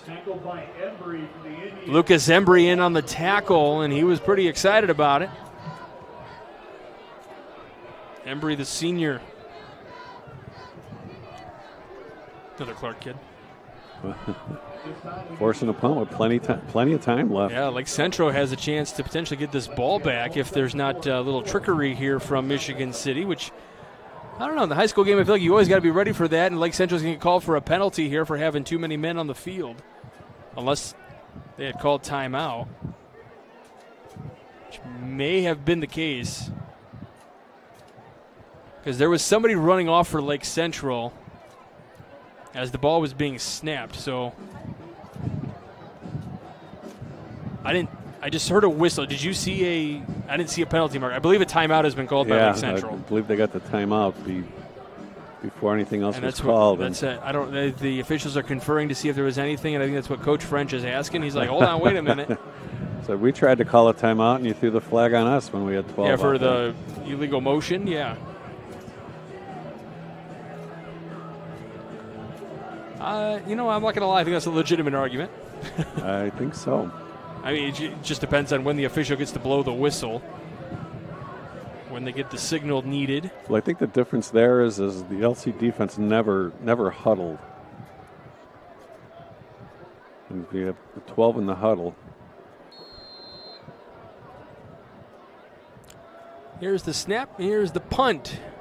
Low line drive. It's going to be taken at the 30 as none of the Lake Central players wanted to touch it. It continues to roll out past the 25. And it's going to be taken down at about the 24-yard line, maybe the 25-yard line. Man, I'll tell you what, if Lake Central had just kind of like taken that one and started running with it, it's certainly going to be better field position than right there. Yeah, the tough ball of field, though, those line drives and obviously the ball not being round, it's not going to give you a true bounce. So sometimes it's discretion is the better part of valor sometimes there. Ended up turning into a really good punt for Michigan City. It's ball on the 25. Michigan City defense ready to go. Lake Central offense making their way out. Be first down for the Indians. Looking for another Four Seasons mechanical first down.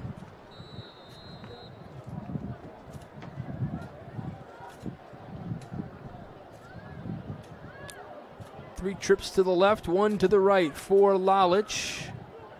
Carpenter Banfield, that man in motion, and went for blocking. Really nice move there. And Reed on the carry there brings it up to the 31.5-yard line. Good yardage on first down. It'll be second and short, which you're a fan of. You said that earlier. Well, it opens up your playbook a little bit more, and they have to honor both the run and the pass. Three receivers to the left, one to the right. Lalich with pressure coming behind him. He runs. He gets back to that, or he gets to that line for the first down. He may have picked up the first down. There was pressure coming from behind. He was able to just escape that. So Lalich turned it into Houdini as he escapes the pressure, and it's a Four Seasons mechanical first down. That's a really great run for the sophomore quarterback. I don't know if that was designed or not. It was definitely a play-action pass, but He never seemed to set up at all. Maybe he felt the pressure and just took off, tucked it, and got the first down. He is a quality runner for this Lake Central team. One receiver to the right, 3 to the left here. Hand off to the running back who gets across the 45. Big run there for Reed. Gain of 9 brings up 2nd and 1 for the Indians.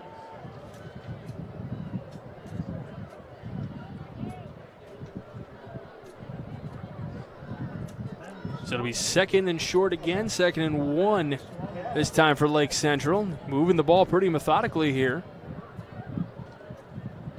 Hand off to Reed again, who runs up the middle out across midfield. And he gives us the indication it's a Four Seasons Mechanical first down.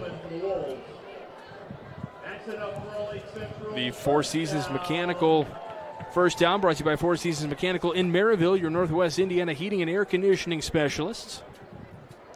So when you were coaching, were you on the offensive or defensive side of the ball? Defense. I was usually a defensive coordinator. All right, what would you be drawing up here to stop this Lake Central defense? Because they're looking pretty good right now on this run. Reed up the middle, picks up 3 yards or 2 yards on the play. Well, you're kind of happy with them running the ball here, especially with no timeouts left. They're probably sorry that they had to burn those earlier, but still plenty of time here if you play the clock right.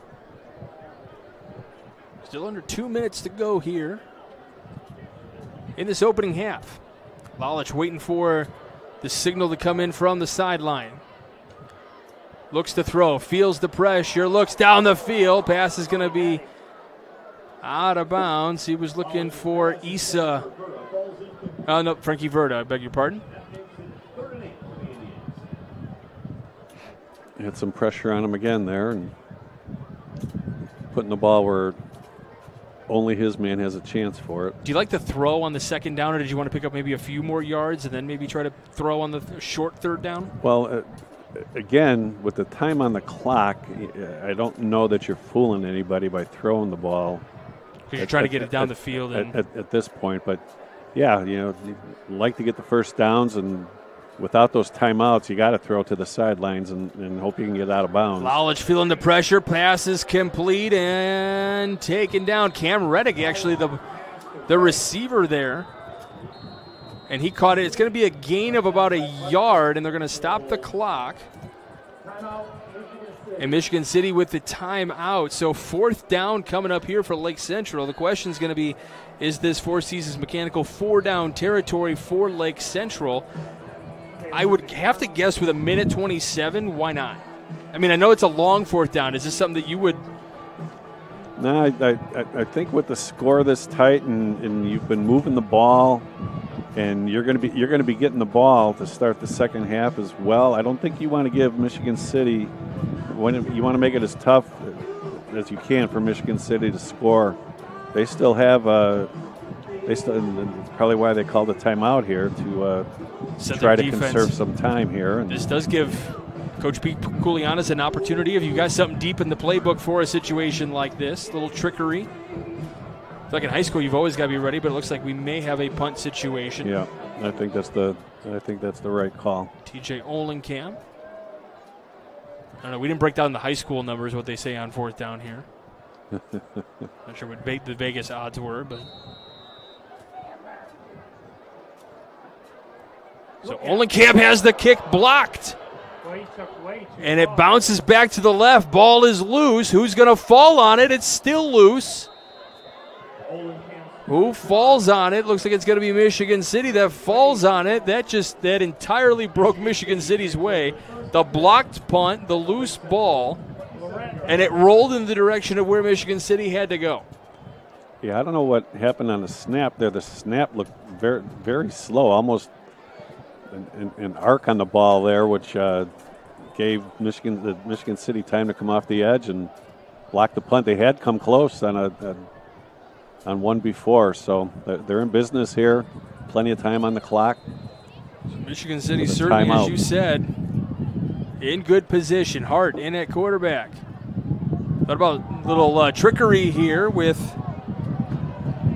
their running back who goes towards the end zone, and he is in. Zaire McKinney But there is a flag on the play. Looked like the handoff was going to be to Thurman at first, but then McKinney came around the end and gets the ball for the touchdown, but we might have a hold, as you indicated. Yep.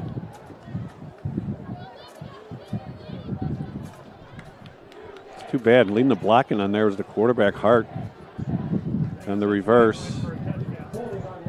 So the ball going to be on the 37-yard line now. That is a very costly penalty for Michigan City because you were in a good position. I mean, you had the ball inside the 30. Yeah, well, you had a touchdown. Now you're just outside of the 40. Yeah, well, and you had the touchdown. Yeah. You had the play you needed. Lake Central showing the pressure. Doesn't come. Thurman gets tripped up at the 40. Big play for Lake Central on that first down play as we are under a minute to play officially here in the opening half. Good answer here by the Lake Central defense. Second and long, ball on the 40. 3 receivers to the left. Hart with all sorts of time, but he's being thrown away here, and the ball does not get back to that line of scrimmage, and Hart looking for a penalty flag as he was pushed out of bounds.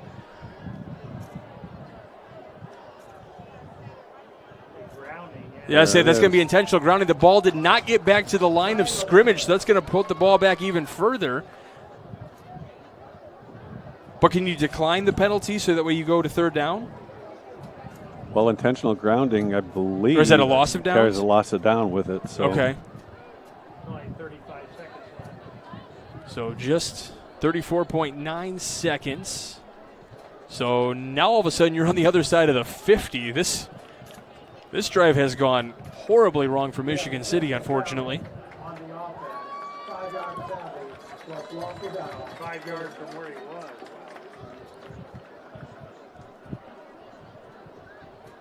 Actually, like a 25-yard loss. So it is third down and a mile for Michigan City. You've got 5 people way back deep for Lake Central. Yeah, they want to make sure there is no deep pass and that they get beat on a deep throw. Give us to Thurman, who runs ahead out across the 50 up to the 40, getting all that yardage back around the 30. He runs out of bounds at the 31. Good play for the running back with 27 seconds to go. He gets a lot of that yardage back and then steps out of bounds to stop the clock. I don't know if I necessarily agree with that setup there on defense. Basically had 5 people out of the play there. But now you are at fourth down. That was McKinney or Lorenz. Was it 7?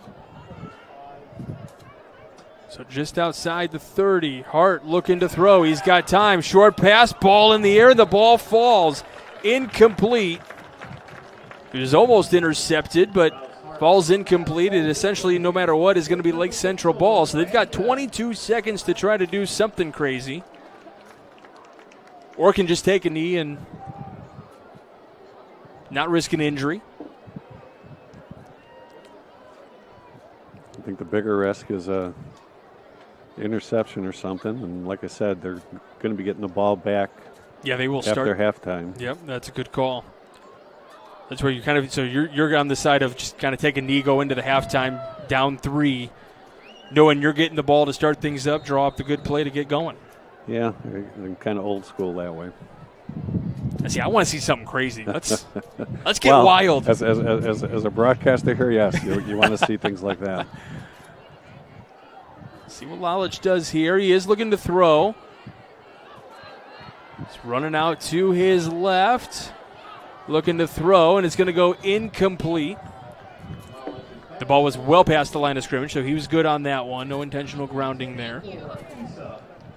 Was looking for Hamza Issa, so he's still got 13.9 seconds. He did let that clock roll.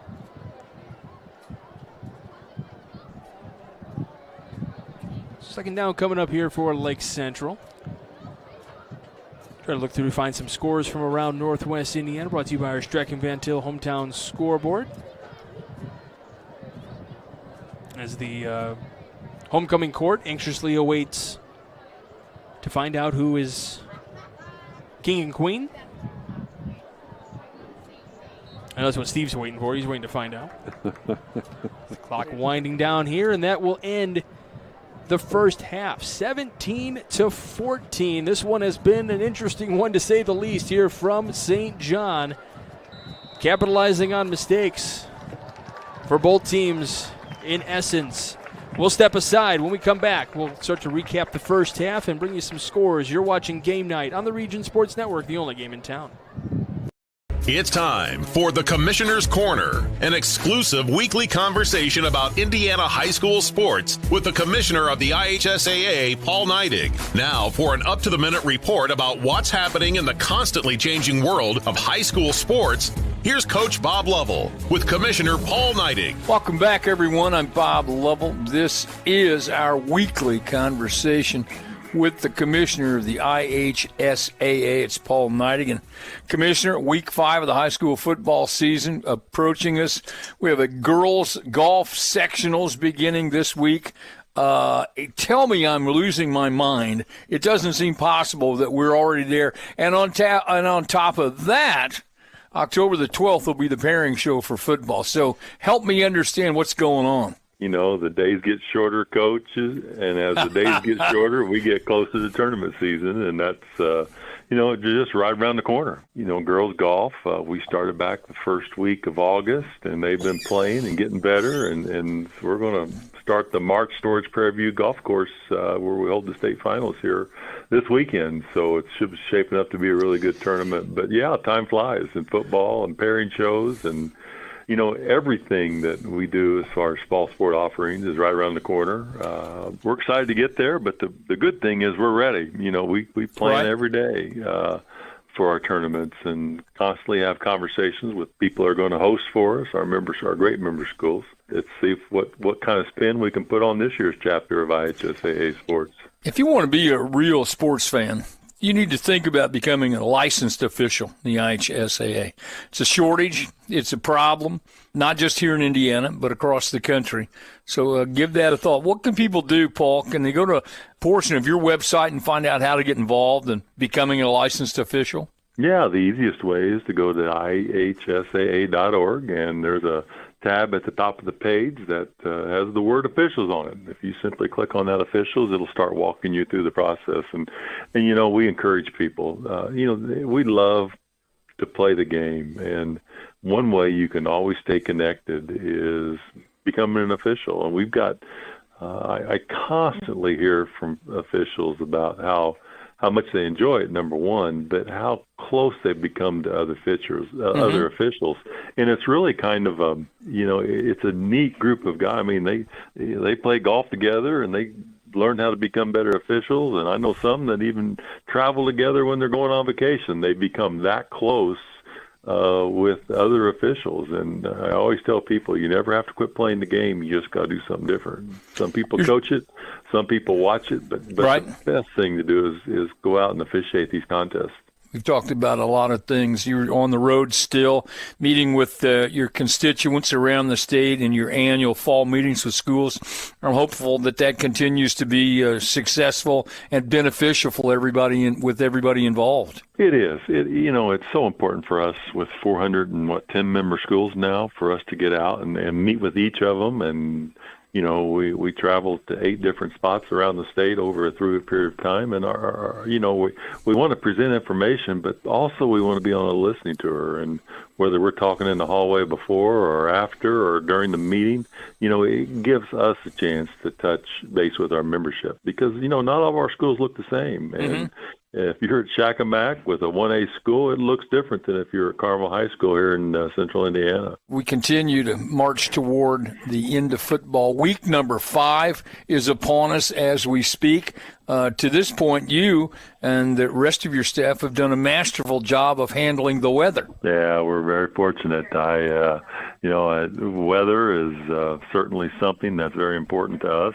People get out in nice nights, but Coach, one thing now too, if we do end up with a bad weather evening, there's an opportunity to watch these games on ihsatv.org, and you can get out and a lot of games are broadcast on Friday and Saturday nights, and there's a chance to continue to watch the games, even if the weather's not so great. And we would encourage people to try that option also if the weather dictates that. Once again, Commissioner, thanks for your time.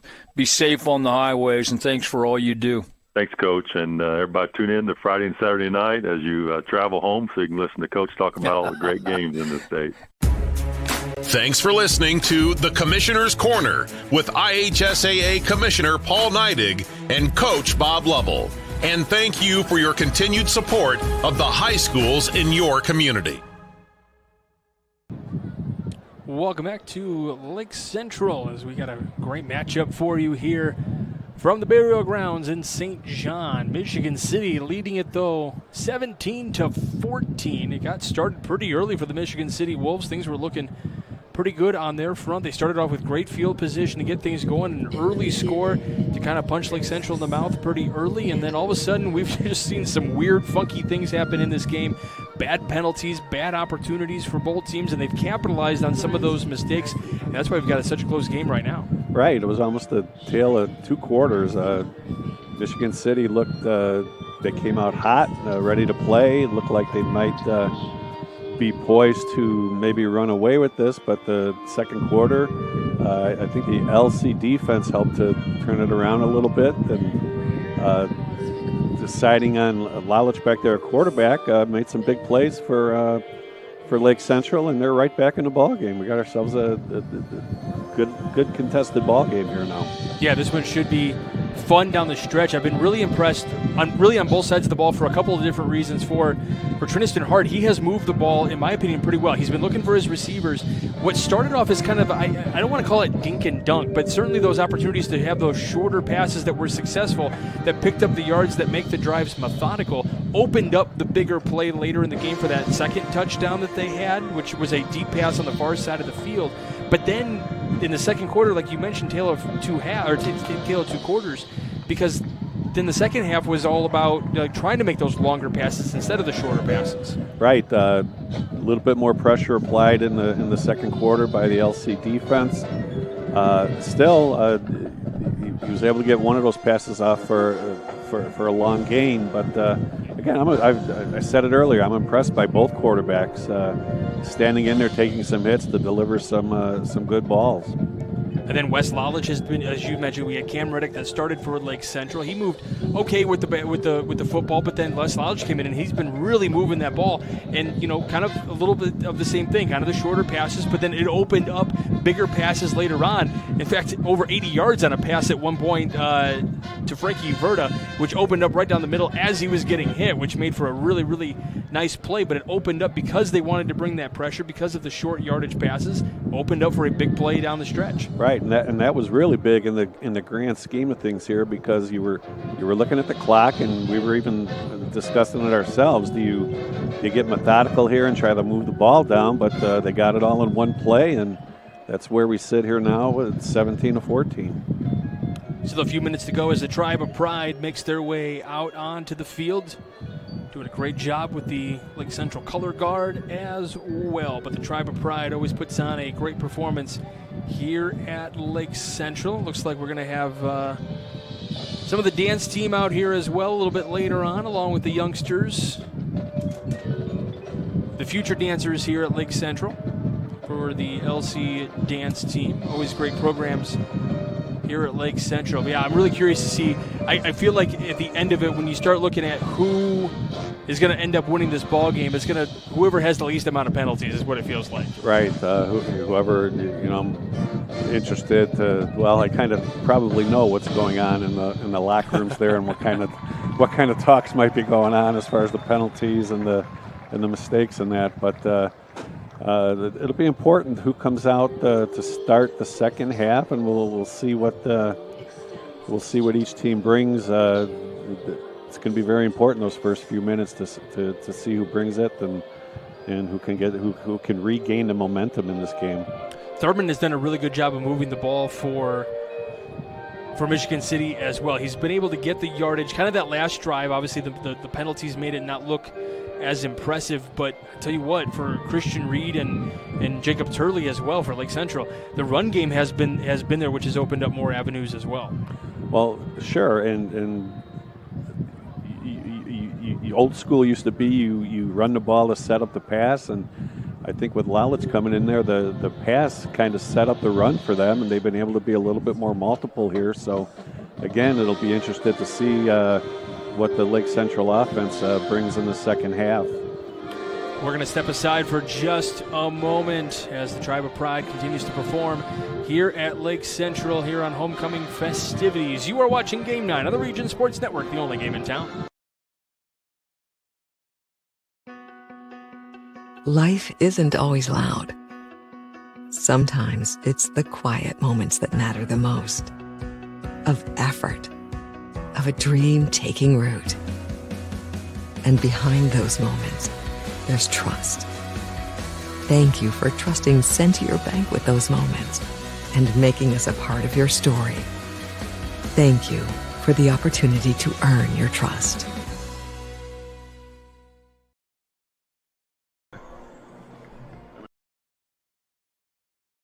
At Strachan Van Til, we believe grocery shopping should be simple. Now, shopping is easier than ever with our new and improved website. Find what you need fast. Browse your favorite products, add them to your cart, and check out in just a few quick steps. Choose between convenient in-store pickup or let us handle the heavy lifting. From our shelves to your doorstep. Skip the lines, shop your way, and spend more time on what matters most. With our rewards program, enjoy incredible savings and personalized offers every time you shop. Shop online now at strachanvantil.com or download our app today. Hi, I'm Crowd Company's Lantern Man. If you're a contractor, it's my job to make your insurance coverage simple and affordable. Because I know time is money, I'll come to your business. Certificates and bonds are a snap. Wherever you are, whatever business you're in, we've got you covered.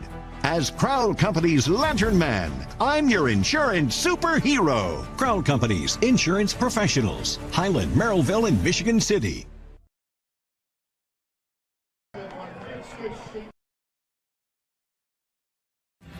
Thinking about what to do after high school? Consider a career with Boilermakers Local 374.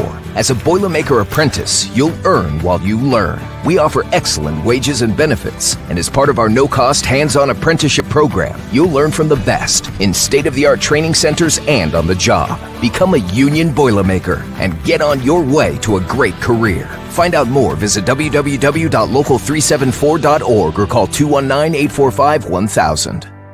From lighting up Friday night football to powering the classrooms that shape the students of Lake County, IBEW Local 697 is proud to support our region's schools and the communities we call home.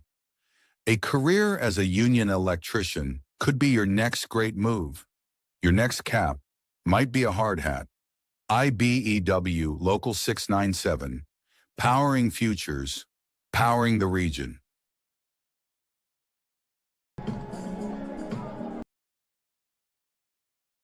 Four Seasons Mechanical proudly serves Northwest Indiana, providing quality, reasonably priced, reliable service. With a quality and comfort guarantee, the professionals at Four Seasons Mechanical offer a wide range of services in heating, ventilation, and air conditioning. Whether it's residential or commercial, Four Seasons Mechanical is there 24/7. To find out more, the website is fourseasonsmechanical.com or give them a call at 219-756-7020. Four Seasons Mechanical, your indoor air quality specialist.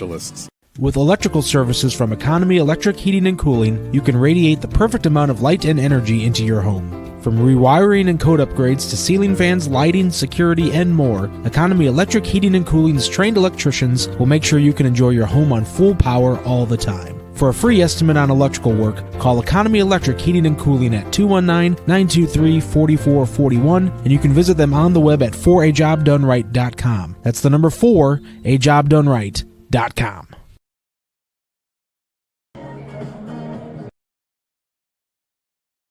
Earn while you learn from the best hands in the business. The Bricklayers Allied Craftworkers for Indiana Kentucky Apprenticeship. That's right, this is a paid apprenticeship. I'm getting an education while learning a trade and getting paid for it. The thing that surprised me the most about this apprenticeship program is the respect I have received after the proper time and training. Classes start soon, so apply now. There are training centers throughout Indiana and Kentucky. We are the Bricklayers and Allied Craftworkers for Indiana Kentucky Apprenticeship, the best hands in the business. Calling all current and future homeowners in the Northwest Indiana area. Whether you're buying or selling, Brent Wright is here to make your real estate journey smooth and successful. With years of experience, personalized service, and a deep knowledge of the market, Brent will help you find the perfect place or get the best deal for your property. Call today at 219-406-7195 and take the first step toward your real estate goals. Contact Brent Wright, the right way to buy and sell real estate.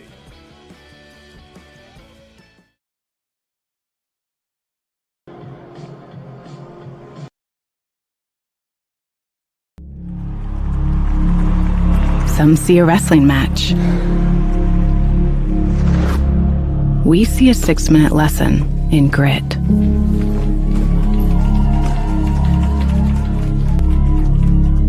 Some see a coach sending a runner home. We see a mentor guiding a student athlete into the future. Proud to keep education in front of athletics since 1903. Flip the switch, a light turns on. Press the button, machines and instruments come to life. Touch the screen, communicate with the world. Simple tasks, guaranteed results, every second of every day. That's the power of power. And that's the power brought to you by the NECA contractors and electrical workers of Local 531.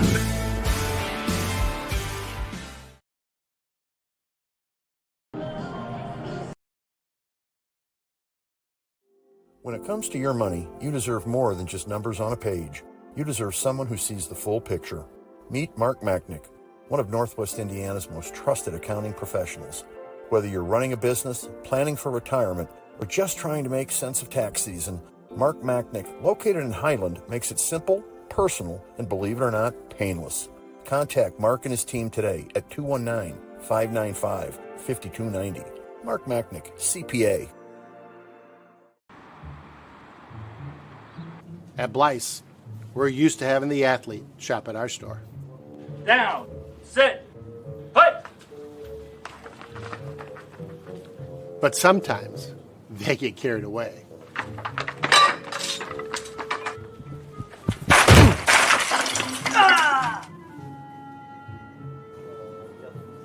Blyce, this is where the athlete shops.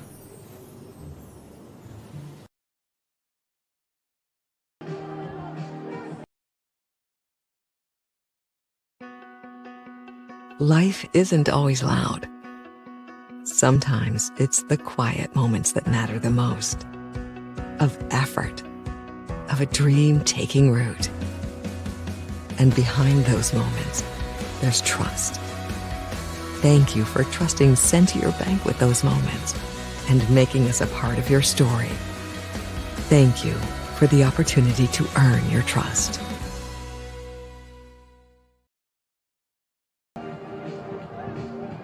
Welcome back to Game Night here on the Region Sports Network. Michael Brenner, Steve Pachalski alongside as we get set for the second half coming up here in just a couple of minutes. We had the homecoming court introduced to everyone. We had the Tribe of Pride and the color guard out there performing, and then we have the Centralettes and all the future Centralettes out there as well. Now we got warm-ups coming up for both teams. We'll give you some score updates. Griffith on top of East Chicago Central 34-0 in the second quarter. I think something special is brewing over there in Griffith.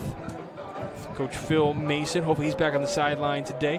The Lowell Red Devils on top of the Hobart Brickies 14-7 at the half. That's a fun one there between two of the top teams in the NCC.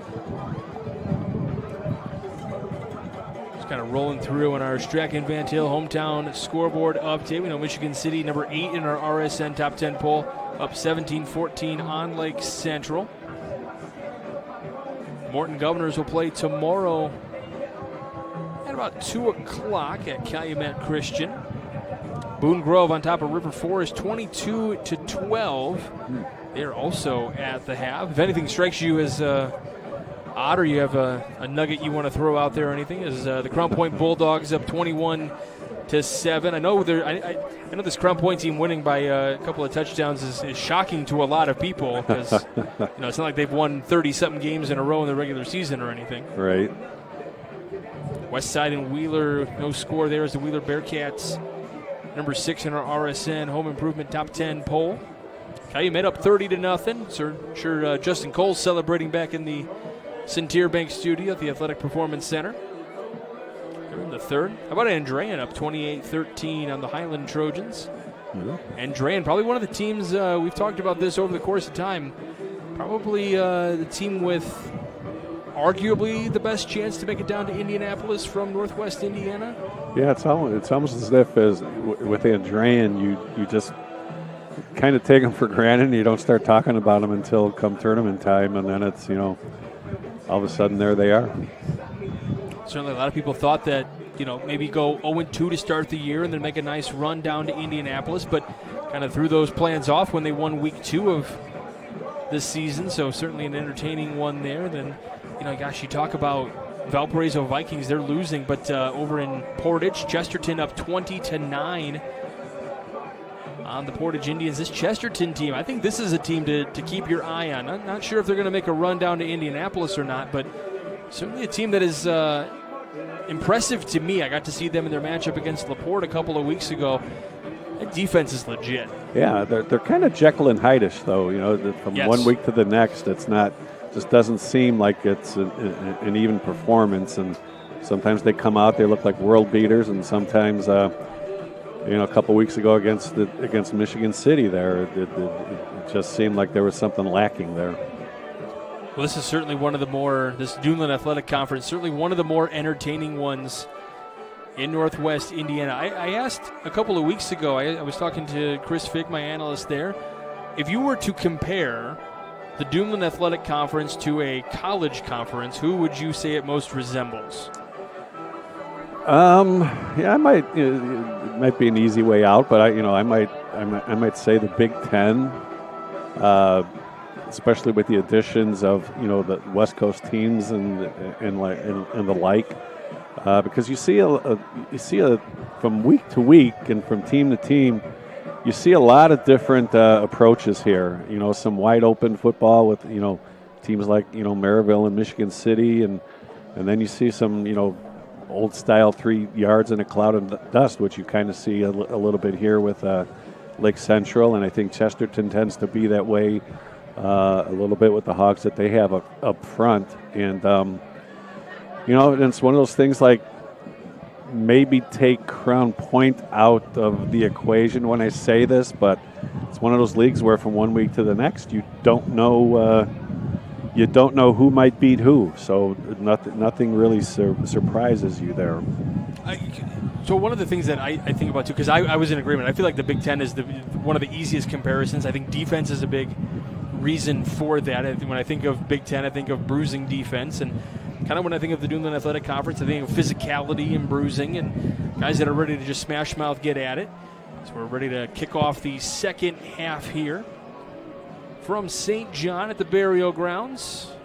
Lake Central will get the ball to start things up. So this will be a Quintel kickoff. This kickoff and all kickoffs are presented by Quintel Incorporated, specializing in the reconditioning, repair, and remanufacturing of heat exchangers.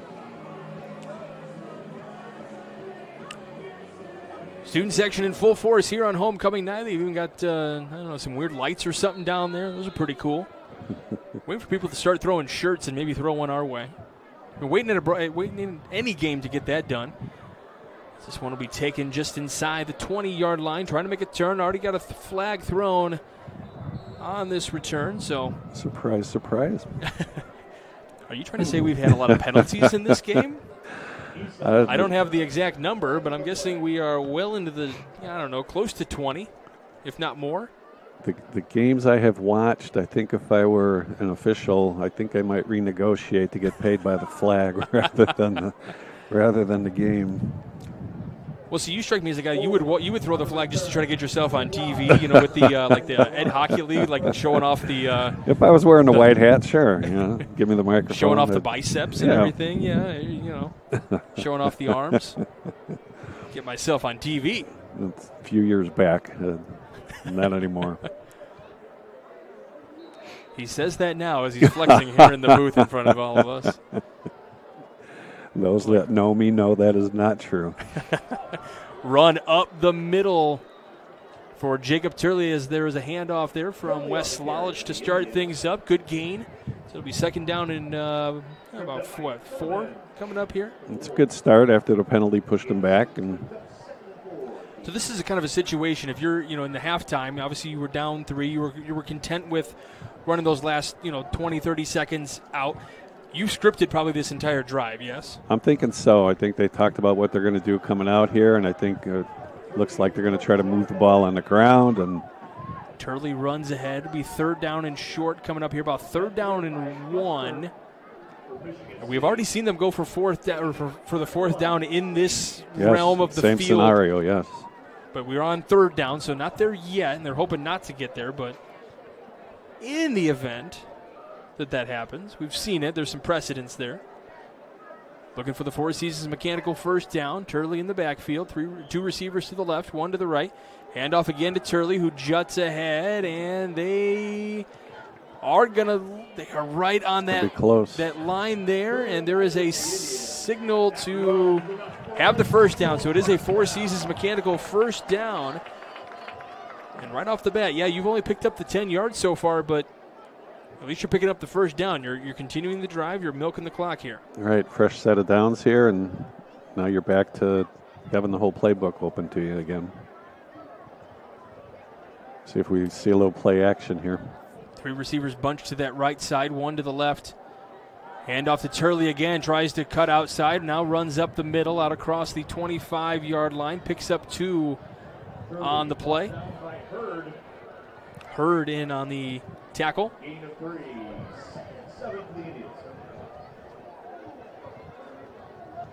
Don't forget, we do have awards we're going to hand out at the end of this one. Get the Crowd Company's Lantern Man Superhero of the Game, the Boilermakers Local 374 Blue Collar Player of the Game.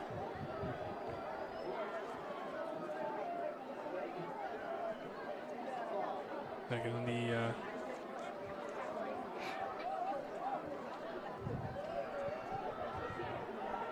Lolich looking to pass, runs out to his right. Pass is going to be incomplete down the sideline. Would have had enough for the first down if the catch was made, but it was out of bounds.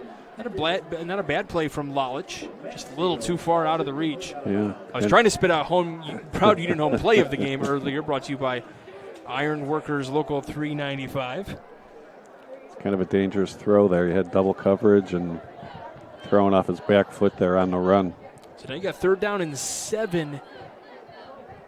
So this is a critical third down for Lake Central. They want to keep this drive going. And obviously, if you can get it down to maybe a yard or 2 in fourth down, maybe there's an opportunity to go for it, but got to get this yardage first.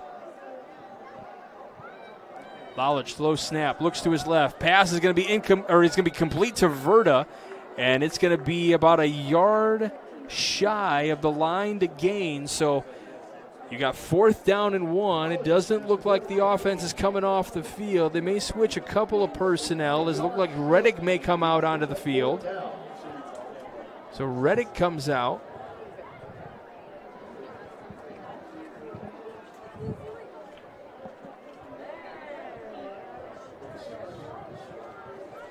So Reddick in at quarterback as well.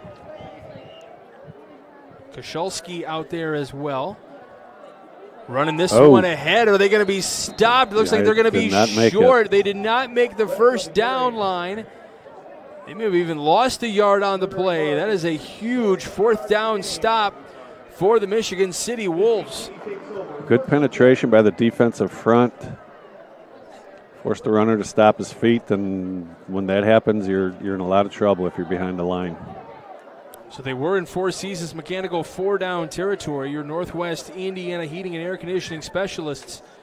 That's a big stop for Michigan City. Did you like the call from Lake Central there? I don't know. That is a very politically correct answer. It kind of takes that momentum away from you, I think. And again, it's hindsight is 20/20, as they say. It's easy to say it now that maybe punting would have been the better idea there, but Hart gives to Thurman, who runs ahead to the right side. He's going to pick up 5 on the play. Good run for Thurman there. Luke Feetless in on the tackle.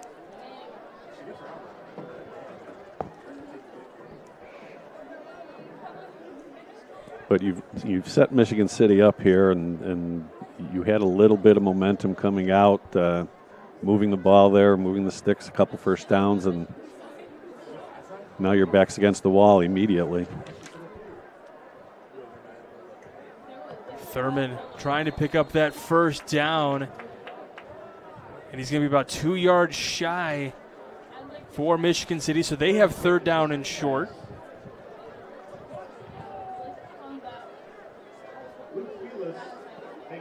You're probably talking two down territory here as well. Lake Central looking for a big stop, but this is field goal territory more so than 4 down territory.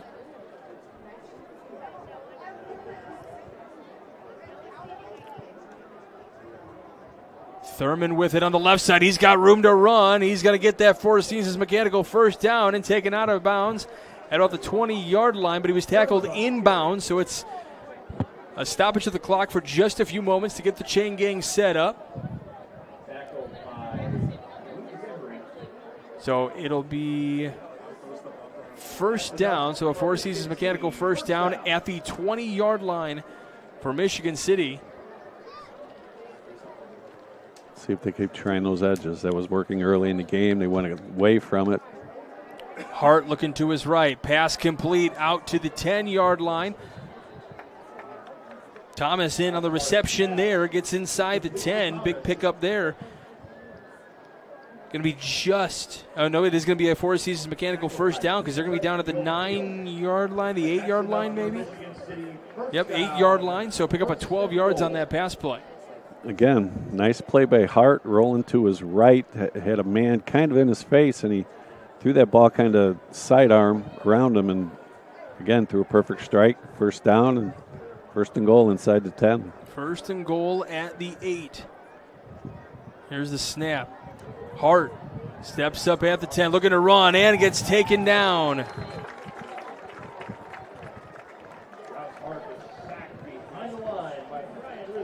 Brian Risky in on the tackle and the sack.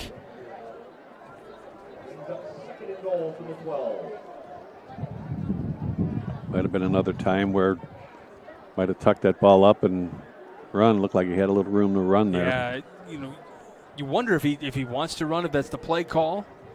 He has that option, is taken down again. This time shy of the 10-yard line. And you can definitely see some frustration mounting for both Thurman and Hart. They feel like maybe there should be some flags potentially thrown for some of these hits that Lake Central is putting on them.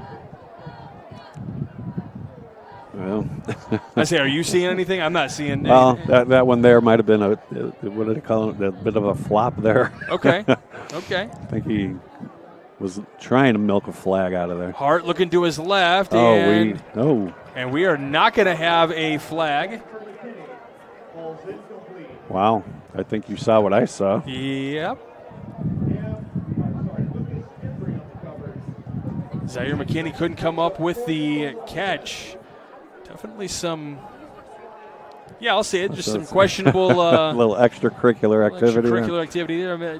Hand holding a jersey potentially. That's what I was thinking. So now we have a field goal attempt here. Would make it a 20-14 game with a good field goal here. Ball sits on the 10-yard line. Timeout taken by Michigan City.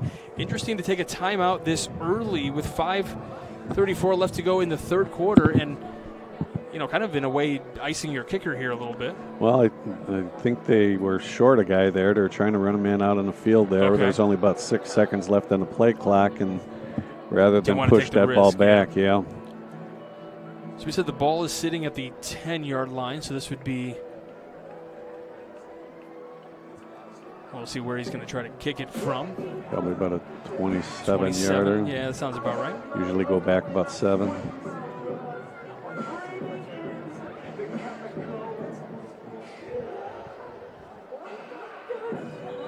So the defense gets sets up here.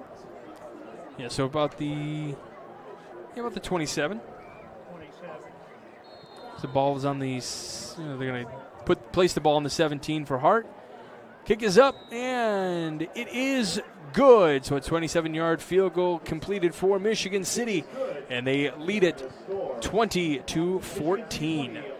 You're watching Game Night on the Region Sports Network, the only game in town. At Strachan Van Til, we believe grocery shopping should be simple. Now, shopping is easier than ever with our new and improved website. Find what you need fast.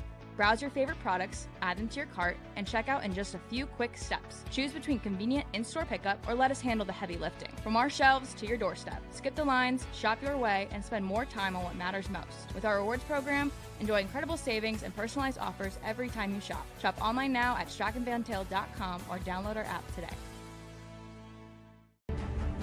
Hi, I'm Crowell Company's Lantern Man. If you're a contractor, it's my job to make your insurance coverage simple and affordable. Because I know time is money, I'll come to your business. Certificates and bonds are a snap. Wherever you are, whatever business you're in, we've got you covered. As Crowell Company's Lantern Man, I'm your insurance superhero. Crowell Company's insurance professionals. Highland, Merrillville, and Michigan City. Welcome back to Game Night here on the Region Sports Network. Big return here for Lake Central. Jaden Carpenter Mansfield in on the return. I don't know if you can hear the screams. I believe that's his mom, Tammy, down there screaming. She's excited. Clark kid, by the way. 5:21 left to go in the third quarter. Ball sits at the 40-yard line. Actually, not the first time that Jaden's been on the Region Sports Network. We interviewed him.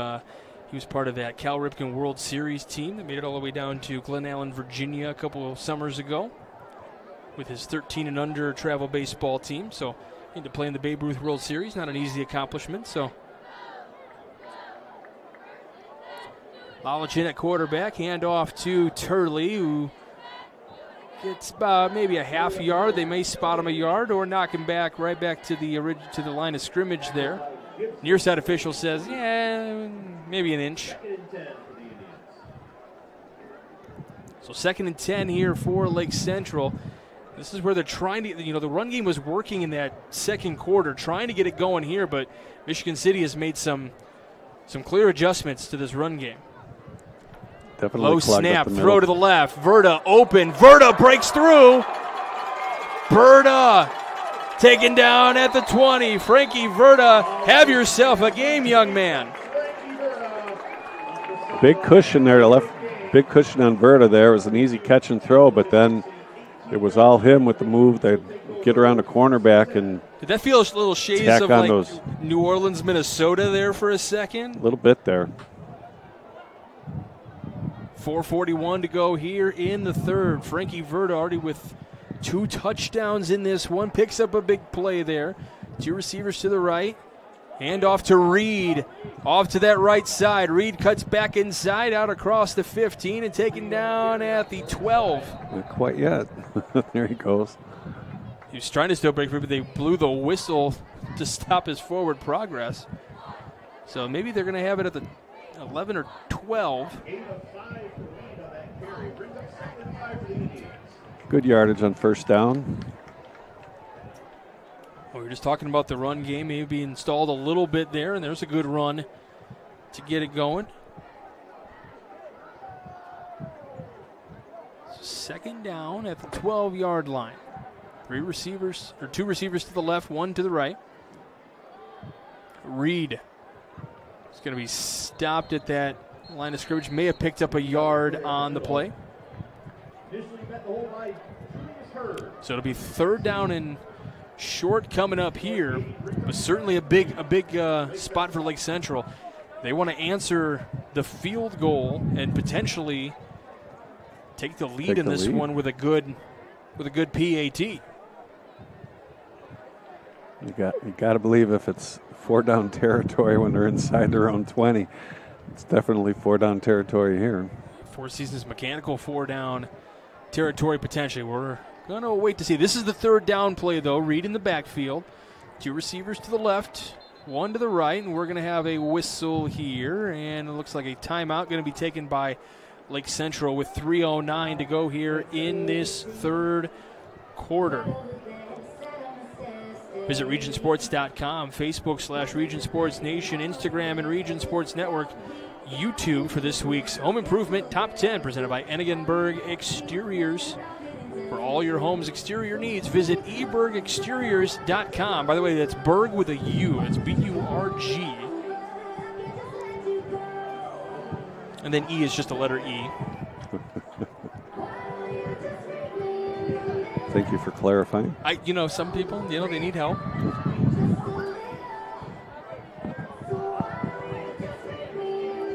So 3:09 to go here in this third quarter. So we got that home improvement top 10. Hey, but we've seen some electrifying plays. There are going to be some of the plays in this game here in this IBEW Local 697 electrifying plays of the game. And make sure you check that out on regionsports.com, Facebook /Region Sports Nation, or on Instagram. I know you're an Instagram guy.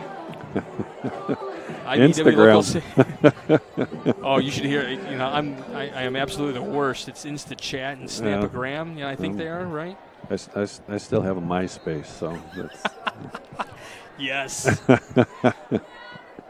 could be top friends. Run ahead here for Reed. Looks like he's going to be at that first down marker. We'll wait for the indication. They are signaling first down, so a Four Seasons first down. Big first down for Lake Central.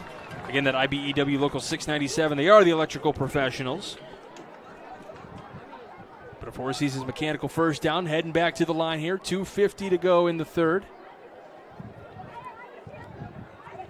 Reed in the backfield. This seems to be the matchup that's been working the most tonight. Lalich to Reed, and Reed going to be tackled just inside the 10-yard line. So maybe a loss of 1 or 2 on the play.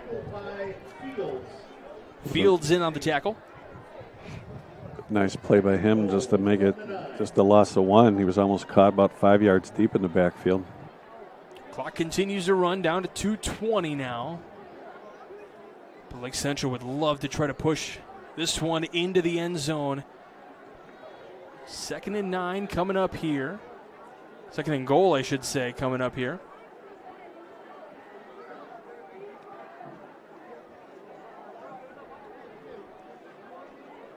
Here's the snap to Reddick. Reddick looking to the end zone. Pass is going to be just a little high.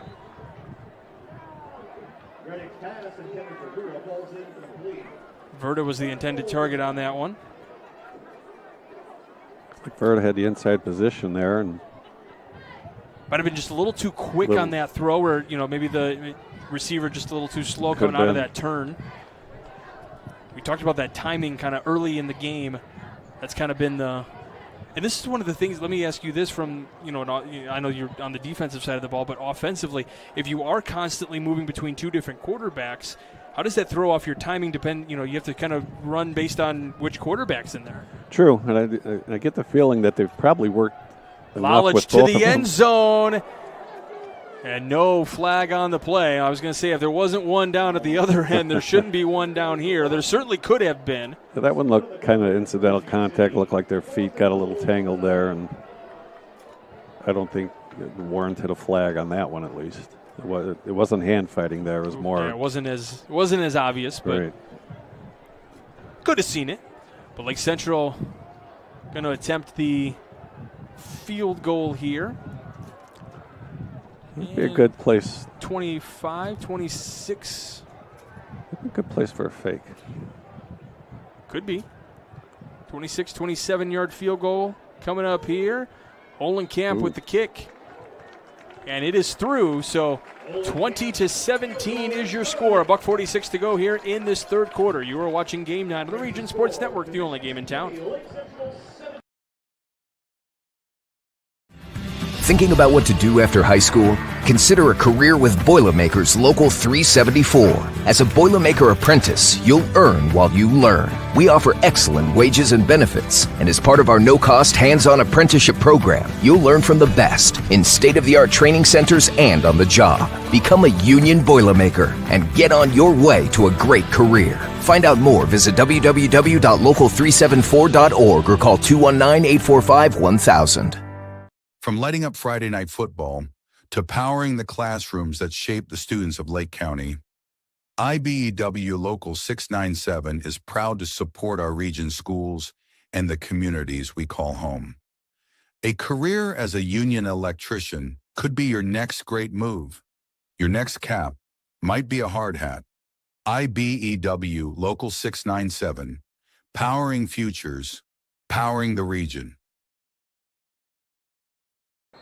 Welcome back to Game Night here on the Region Sports Network. This Quintel Kickoff is presented by Quintel Incorporated, specializing in the reconditioning, repair, and remanufacturing of heat exchangers. Low line drive kick that's picked up just beyond the 25-yard line, trying to run the other way.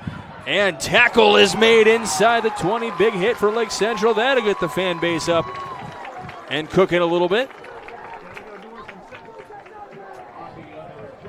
That's the second time that happened. The little squib there, and number 13 the same way, trying to run it all the way across the field, not getting positive, well, actually getting negative yardage after he got the ball, and same thing happened the last time. It's a rough starting position for Michigan City to begin this drive at the 18. 1st and 10. 3 receivers to the left, 1 to the right. Thurman in the backfield. Hart looking to throw. Looks down the field. He's got his man open. It's bobbled, though. Bobbled and dropped by McKinney. As the Lake Central fans kind of exhale a little bit on that one. That was right in the breadbasket, and it would have been going for the rest of the way for a touchdown if McKinney could have hauled that one in. I can't get the number on the corner that it was playing him, but he might have got a hand in there. Might have pulled the arm a little bit as the ball came down into his hands. I'm not saying interference. He did a great job. He did a good timing. Hart keeps, runs to the left, picks up the first down, the Four Seasons mechanical first down. He's taken out around the 20. So that's a Four Seasons mechanical first down for Trinniston Hart, the senior. I've been really impressed with the way he has played today. When the passes may have been dropped like that, he just comes back and tries to do something else. That's kind of the poise of being the senior. Right. Seems very poised. Not letting things bother him. 2 receivers to each side. 1 man in motion, that's Thomas. Now looking down the field. Pass is going to be complete for a first down. And it is Stewart out there for the catch. Braden Hurley in for the tackle on that one. And the Clark kid. So at the 42, 1st and 10. Lake Central looking. You only mentioned it on positive plays. There is going to be a flag on the play after Lake Central swarms Thurman on the play, so we'll wait to see what the penalty might be.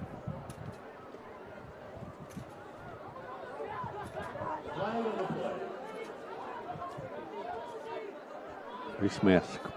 So we're going to have a face mask penalty. Is it the 5-yard variety or 15-yard variety? So Lake Central picks up the penalty with 62 seconds left to go here in the third. That's a big penalty for Lake Central. We kind of talked, the first half was kind of both teams making big mistakes and, teams capitalizing on it. Lake Central hoping this one doesn't come back to bite them here. Michigan City looking to capitalize on a big opportunity as it puts them into Lake Central territory. Gives them the Four Seasons mechanical first down.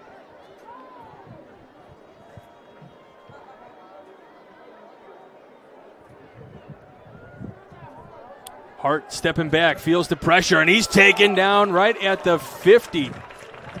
I didn't see who got the hand in there, but basically just kind of grabbed him and said, "You're going down, sir." So 2nd and 15, a loss of 5 on the play. Nice play for Lake Central. This clock continues to wind down to 23 seconds. Sorry, Steve. Oh, that's okay. Michigan City was all verticals on that, and those things take a little time to develop, and didn't have the time back there. think a lot of times when you see, especially the way Lake Central has been bringing pressure a lot, you may want to drag a guy across short to have a little safety valve there. And we are officially at the end of the third quarter. So 1 quarter to play. It is a 3-point game. Lake Central and Michigan City. Stay tuned. It should be a good quarter. You're watching Game Night on the Region Sports Network, the only game in town.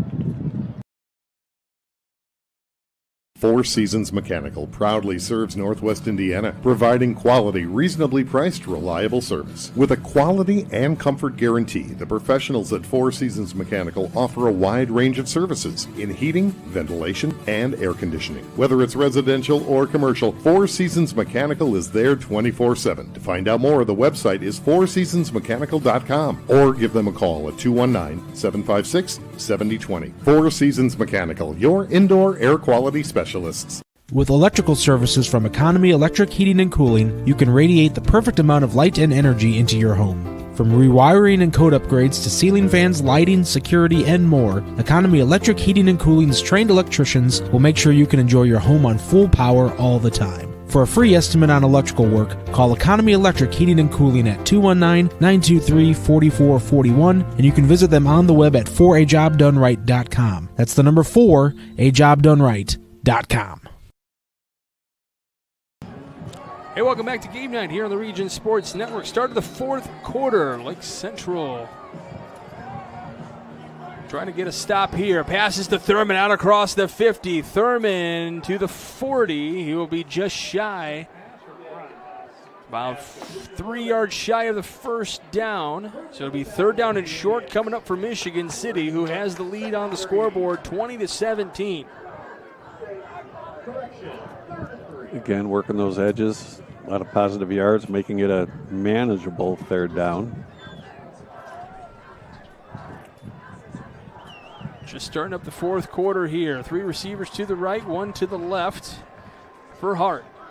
Hart stepping up, looks to his right, passes complete to Laurent. Laurent breaks through, out to the edge, and in to the end zone for the touchdown. Michigan City.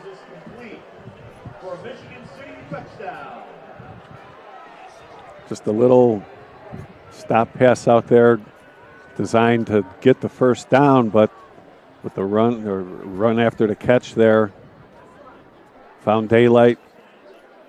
Made a couple of really nice cuts. Yep, deke inside, and then quick little jump cut back outside, and took it all the way for 6. The experts say that was like you back in the day. I was the Jim Taylor type. I looked for people to run over. I wasn't going to run away from anybody.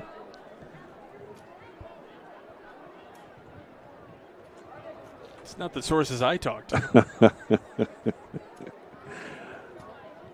my mom and my dad. 2-point play is going to be successful. And the pass is going to be to Burnett. So Burnett going to pick up the 2 points, and it's going to be a 28-17 ball game with 11:43 to go in the fourth quarter. You're watching Game Night of the Region Sports Network, the only game in town. Earn while you learn from the best hands in the business. The Bricklayers Allied Craftworkers for Indiana Kentucky Apprenticeship. That's right, this is a paid apprenticeship. I'm getting an education while learning a trade and getting paid for it. The thing that surprised me the most about this apprenticeship program is the respect I have received after the proper time and training. Classes start soon, so apply now. There are training centers throughout Indiana and Kentucky. We are the Bricklayers and Allied Craftworkers for Indiana Kentucky Apprenticeship. The best hands in the business. Calling all current and future homeowners in the Northwest Indiana area. Whether you're buying or selling, Brent Wright is here to make your real estate journey smooth and successful. With years of experience, personalized service, and a deep knowledge of the market, Brent will help you find the perfect place or get the best deal for your property. Call today at 219-406-7195 and take the first step toward your real estate goals. Contact Brent Wright, the right way to buy and sell real estate. Welcome back to Game Night here on the Region Sports Network. Lake Central trying for a big return here yet again, out across the 30 after that bobble. Carpenter Mansfield doing a great job on the returns tonight, able to get Lake Central some extra yardage on that run there, that kickoff. And all kickoffs are presented by Quintel Incorporated, specializing in the reconditioning, repair, and remanufacturing of heat exchangers. And they've been handling all jobs of any size throughout since 1994. Lake Central down by 11 here. The clock becomes a bit of a factor here. You seemed a little surprised by the 2-point conversion as opposed to the point after. Yeah, they're thinking. Lalich waiting for his opportunity here. Verda trying to get a hand in there, and we do not have a flag on the play. Verda wanted it. I think we've definitely seen some play. I do like the officials letting them play. If they had thrown a flag there, I think it's warranted. However, I also like the no call as well. Right. Well, if you're, again, you kind of mentioned it before. If you're not going to call those others, you can't call that one. But getting back to the 2-point conversion there, if they don't get that, you kind of can give up a lead there with a touchdown and a field goal without LC having to go for two. It's successful, so it's kind of a moot point. But Lalich stepping up, now tucking and running. Pass is going to be complete at the 40-yard line. Jaden Carpenter-Mansfield in with the catch. So up to the 40-yard line. So 3rd down and short coming up here for Lake Central. That's a big pickup for Mansfield.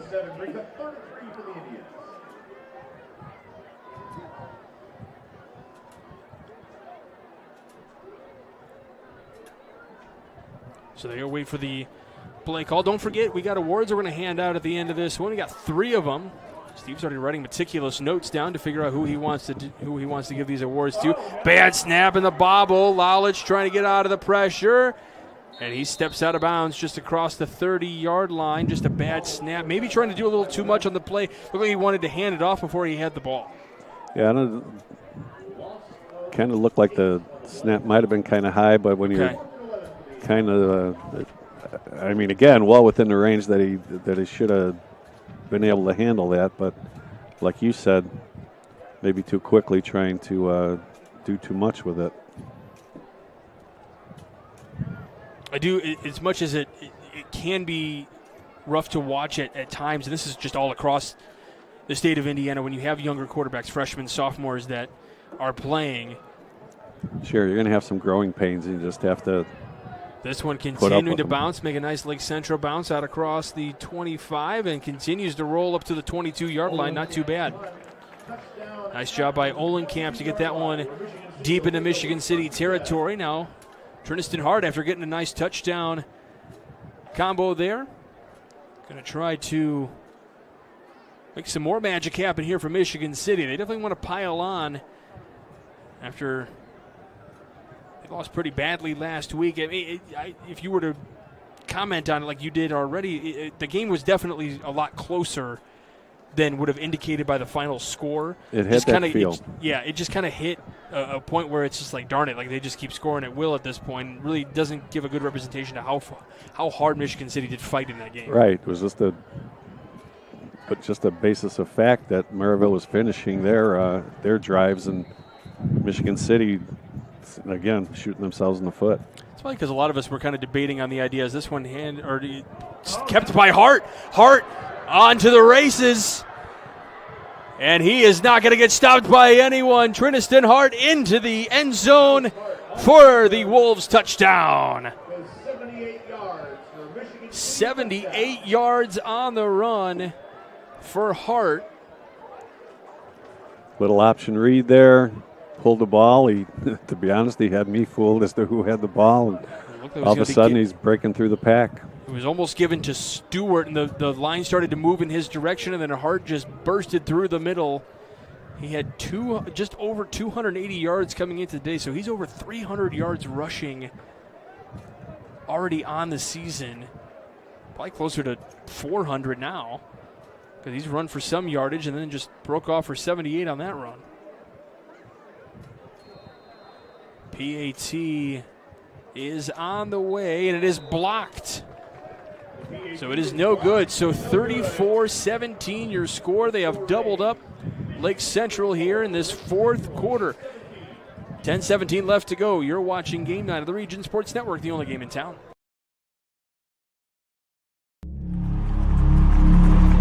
Some see a wrestling match. We see a 6-minute lesson in grit.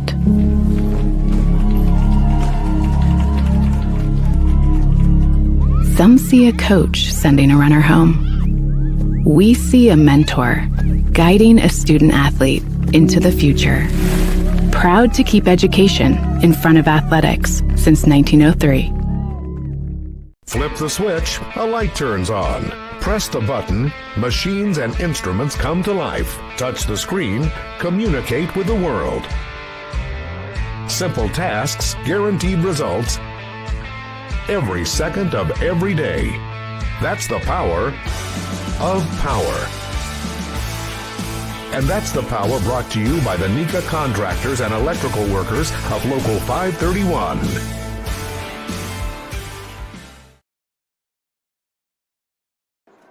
Hey, welcome back. We got a Quintel kickoff here for you. Jaden Carpenter Mansfield gets taken down at the 25, and there is a penalty marker on the play. As usual, there's some laundry, so we will wait to see what that call is for that Quintel kickoff. And all kickoffs are presented by Quintel Incorporated, handling jobs of all sizes throughout the country since 1994. Which, by the way, Lake Central made it to state back in 1993. Oh, okay. Correct research staff was all over that. So the penalty is against Lake Central, so that's going to back up the run. And we're going to play a game here. How long until they pick up that penalty marker at the 26-yard line? There they go. Have you ever seen that where like nobody picked up the penalty marker and they're still on the field and they're like, hey, wait, there was another penalty? I have seen that.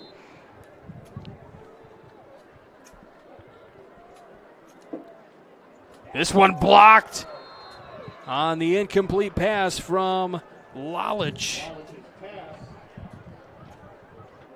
Knocked down by Fields for Michigan City.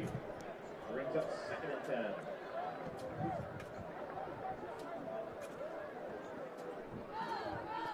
I think they said Fields in on that tackle there, or on that stop there.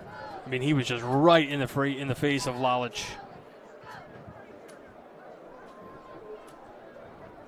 6'2", 250, yeah. Yeah, I'd be Get rid of scared the ball of that guy coming at me too. Yeah. Yes.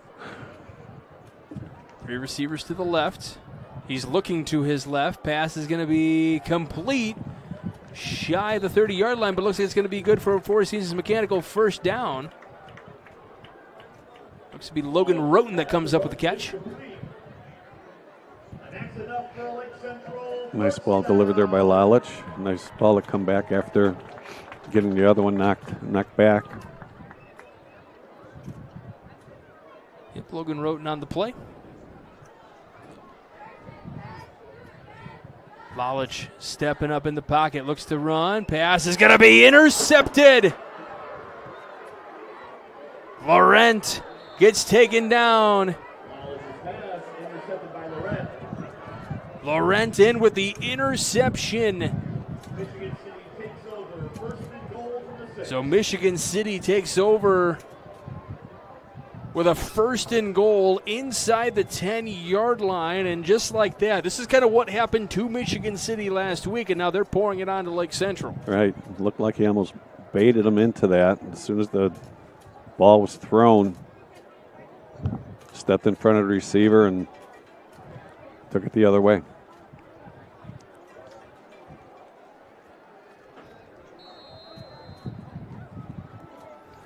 .932 left to go in this one.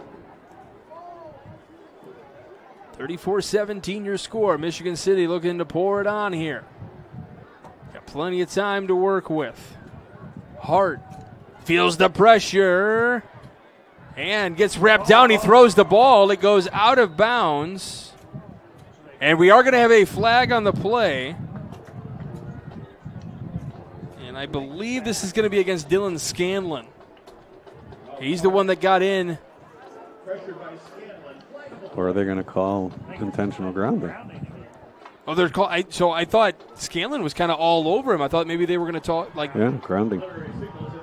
So it didn't get to the line of scrimmage. Okay, that is not what I was seeing at all. Okay. I at first thought it was a fumble, to be honest with you.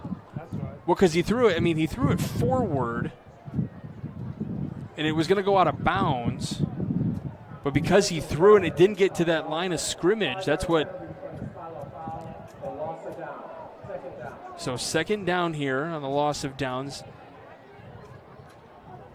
Yeah, I was originally thinking Scanlon because he had kind of, stayed on top of Hart a little bit. But these officials have really been letting these guys play. Hart gives off to McKinney on the right side, who pushes his way forward. So it was second down and goal from the 22-yard line. That was a pickup of 7, so now up to the 15-yard line. So third and goal from the 15. If Lake Central can walk away with this only being a field goal, they'll feel themselves pretty fortunate in this one. Michigan City's going to have something else to say about it.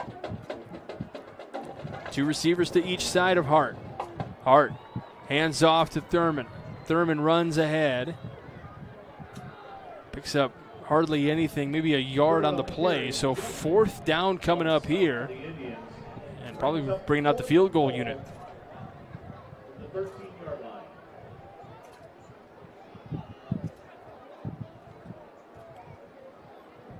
Tell you what, this Lake Central defense tonight, despite giving up the 34 points, when they've really needed to make certain stops, they've been there tonight. Yeah, and that was a tough position there. It could have been a kind of a back-breaking position there, but they rose up. And the kick is up, and it is good. So up to a 20-point ball game, 37-7. Lake Central prevents the touchdown. But it is a field goal for Michigan City. 8:38 left to go in this one. You're watching Game Night on the Region Sports Network, the only game in town.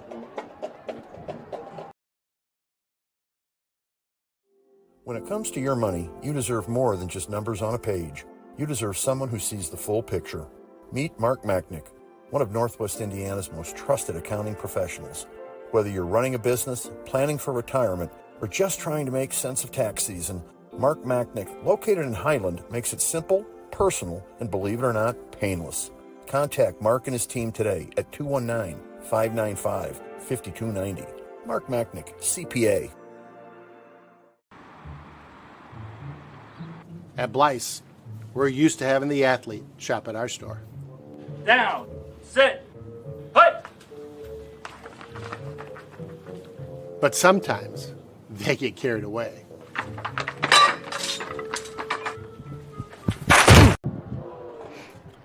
Welcome back to Game Night here on the Region Sports Network. It's a Quintel kickoff and a good return.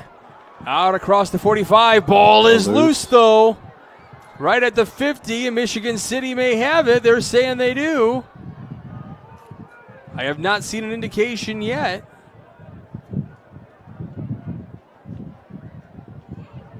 They are saying Michigan City ball.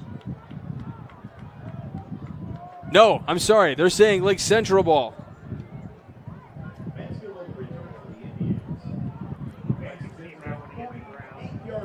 From the 48-yard line, Lake Central will start up. So that fumble kind of helped a little bit, just gaining a little bit of yardage. But Michigan City was definitely in there. And I thought they had it looked like there were more white shirts around the ball than blue.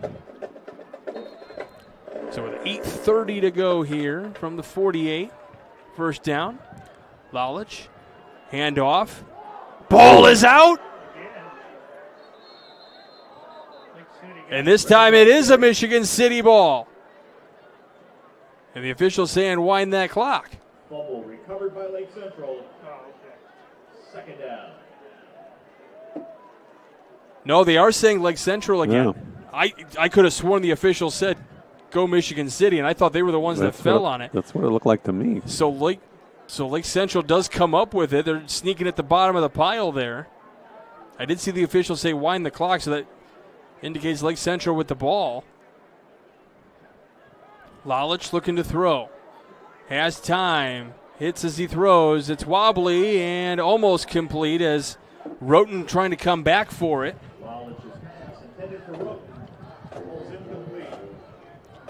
Definitely more pressure coming Lalich's way. Line is doing a pretty decent job of holding it for a while. But it's just been difficult for the receivers downfield to get open. 7:43 left to go in this one. Michigan City on top.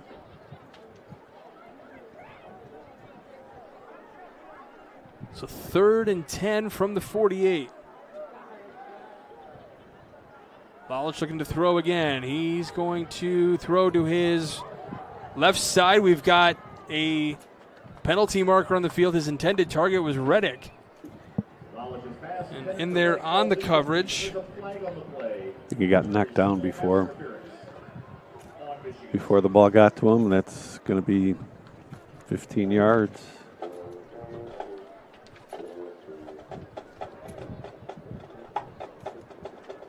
Fields was the one in there on that tackle initially, but it came a little too early on the tackle. So Lake Central going to pick up the Four Seasons Mechanical first down via the penalty, and they'll take it any way they can get it at this point. Does that kind of stuff just drive you nuts as a coach? It does. You had him 3rd and long, and he's in a position to, even if he caught the ball, to make the tackle and keep him short of the first down. Lalich running to his left. He's got room to run. Cuts back to the outside, and he is tackled inbounds. So the clock will run, and he will be just shy of the first down marker. So it'll be 2nd down and short coming up here. 2nd down and inches for Lake Central.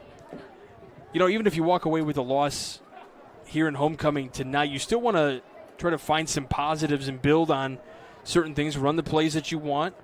Sure, you'd like to put some more points on the board here, and on a positive note, if you can't get it back back in the ball game. First down picked up on the run from Jacob Turley. So the Four Seasons Mechanical first down is picked up. And I'm impressed with your meticulous note writing over here and ready for your awards. I'm counting on you. There are so many. But if you're counting on me, we're going to have a rough time.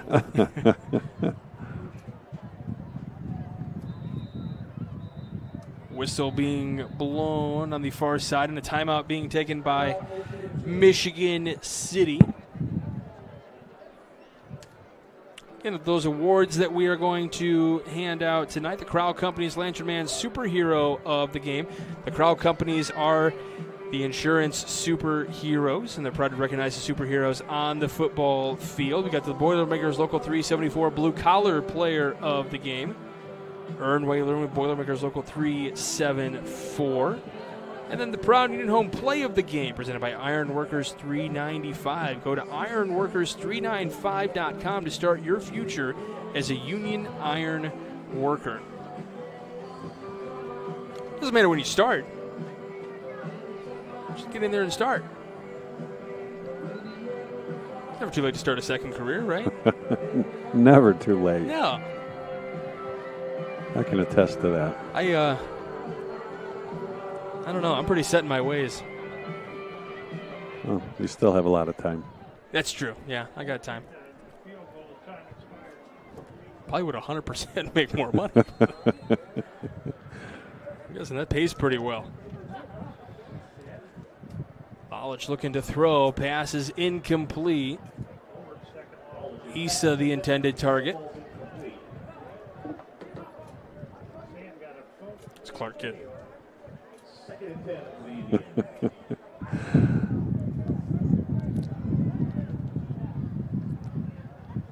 The goal is usually to get the analyst to laugh at least once in a broadcast, and I've been you've done it a lot. I've done it a fair amount. I'm an easy laugh, though. I feel an email is coming to the sports director, Mike DeWine. Don't put me with this idiot again.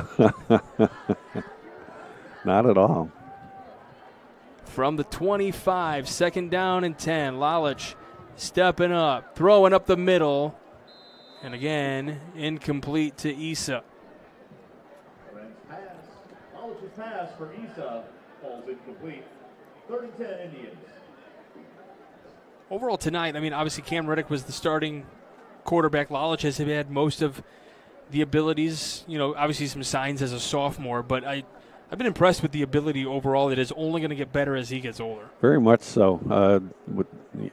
Since he came in what was it, about the second quarter that he's been, that he took it the rest of the way, showing a lot of poise in there. He did make a couple, bad throws, but he's standing in there and delivering a good ball. Trying to find this one to the end zone. He was looking for Verto right at the goal line, and going to be incomplete. Good defense there from Michigan City. Good coverage on the play. 4th and 10 Indians. So 4th and 10 from the 25. Just over 6 minutes to play. Do you like the idea of going to the end zone, or do you want to just see him go to the sticks and pick up those first downs and then make your shot at the end zone? Well, I think now you kind of just want to get the first down here. Maybe you send a couple people to the sticks and like a little check down, somebody deep, yeah, just in case. And there's going to be a sack from that left side. Wasn't sure if the ball was loose. And it's going to be Michigan City ball either way.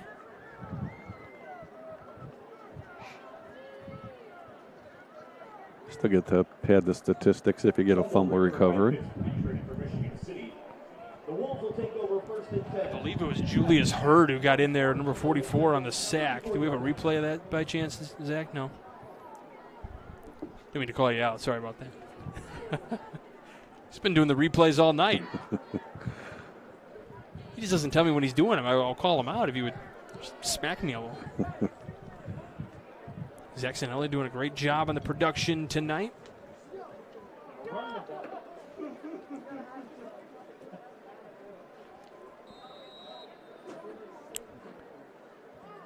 Martin Murillo Jr. working on the camera upstairs above us.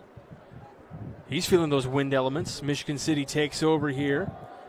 The good chance to kind of milk the clock a little bit here as Thurman runs into the Lake Central bench.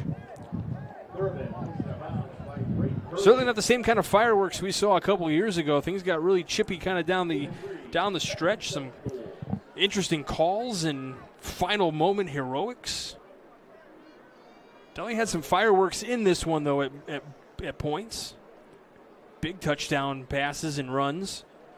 Tristan Hart running for almost 80 yards. Wes Lalich throwing for 80-plus yards. On the end around here to the left side, and it's Stewart that's brought down.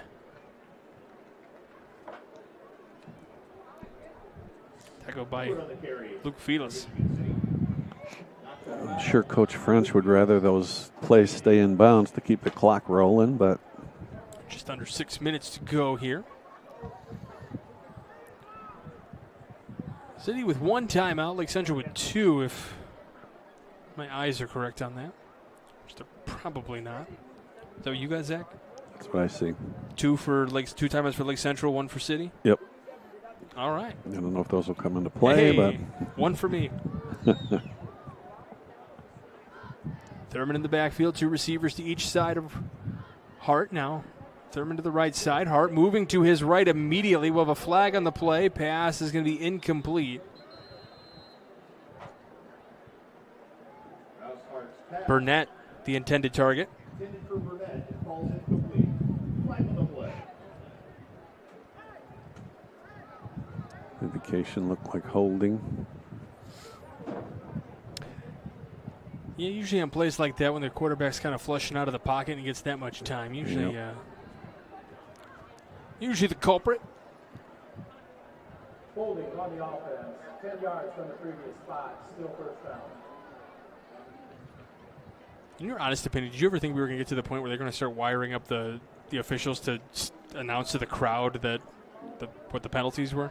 Yeah, only a matter of time. I mean, they've been doing it in playoff games and in the championship games for a while, and Bigger, yeah. it's an easy, it's an easy thing to do now with all the technology. So why not? If the school is able to do it. Sure. Anything to. Yeah, not every school has that opportunity. McKinney runs that one out there. It does help the fans to understand a little bit more what might be going on. Well, when it's their team that gets called for the penalty, they don't care what it is. That's true. The boos rain down. At least they haven't got to the point where they're given the number of the. That's true. That's true. We have offending player. We have an injured player down for Lake Central, but he has gotten up on his own accord. We'll get a nice hand from the crowd, I'm sure.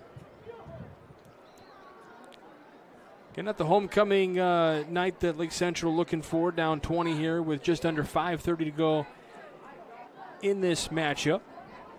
Certainly won't put a damper on the festivities tomorrow, I'm sure. Homecoming dances around Northwest Indiana always are rocking.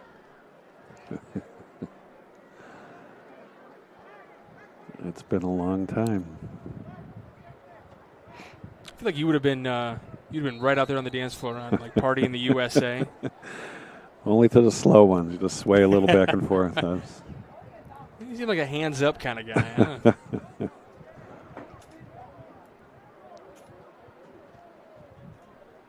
Just letting that play clock continue to wind down. It's still got 20 seconds, so they're willing to wait as long as possible because that time just continues to wind down on the game clock as well. And the Lake Central defense like, all right, well, if you're going to wait this long, keep for Hart. He slides down just beyond the 40. So that will stay in bounds. That continues to run the clock. At some point here, are you looking, if you're Coach French, at, you got the lead you got, do you put in some more of the backups? You might want to do that. I'm thinking maybe if they do get a first down here, or if they get another series after this, that might happen. You obviously want to stay away from injuries to your number ones, but. Well, it's going to be a long ride back to Michigan City, but barring a miracle, Michigan City's at least going to have a happy bus ride.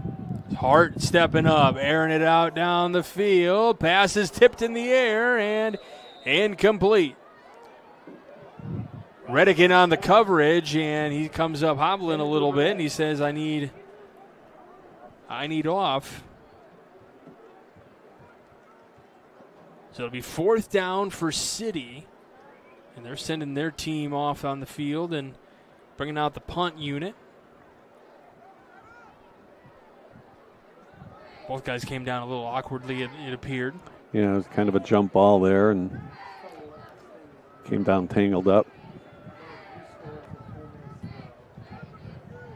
What was your vertical in high school? You could slide a piece of paper underneath my feet. That's a good answer. No index card or anything? Not Mansfield that, trying not that to hurdle the defender, and they're going to call the whistle there.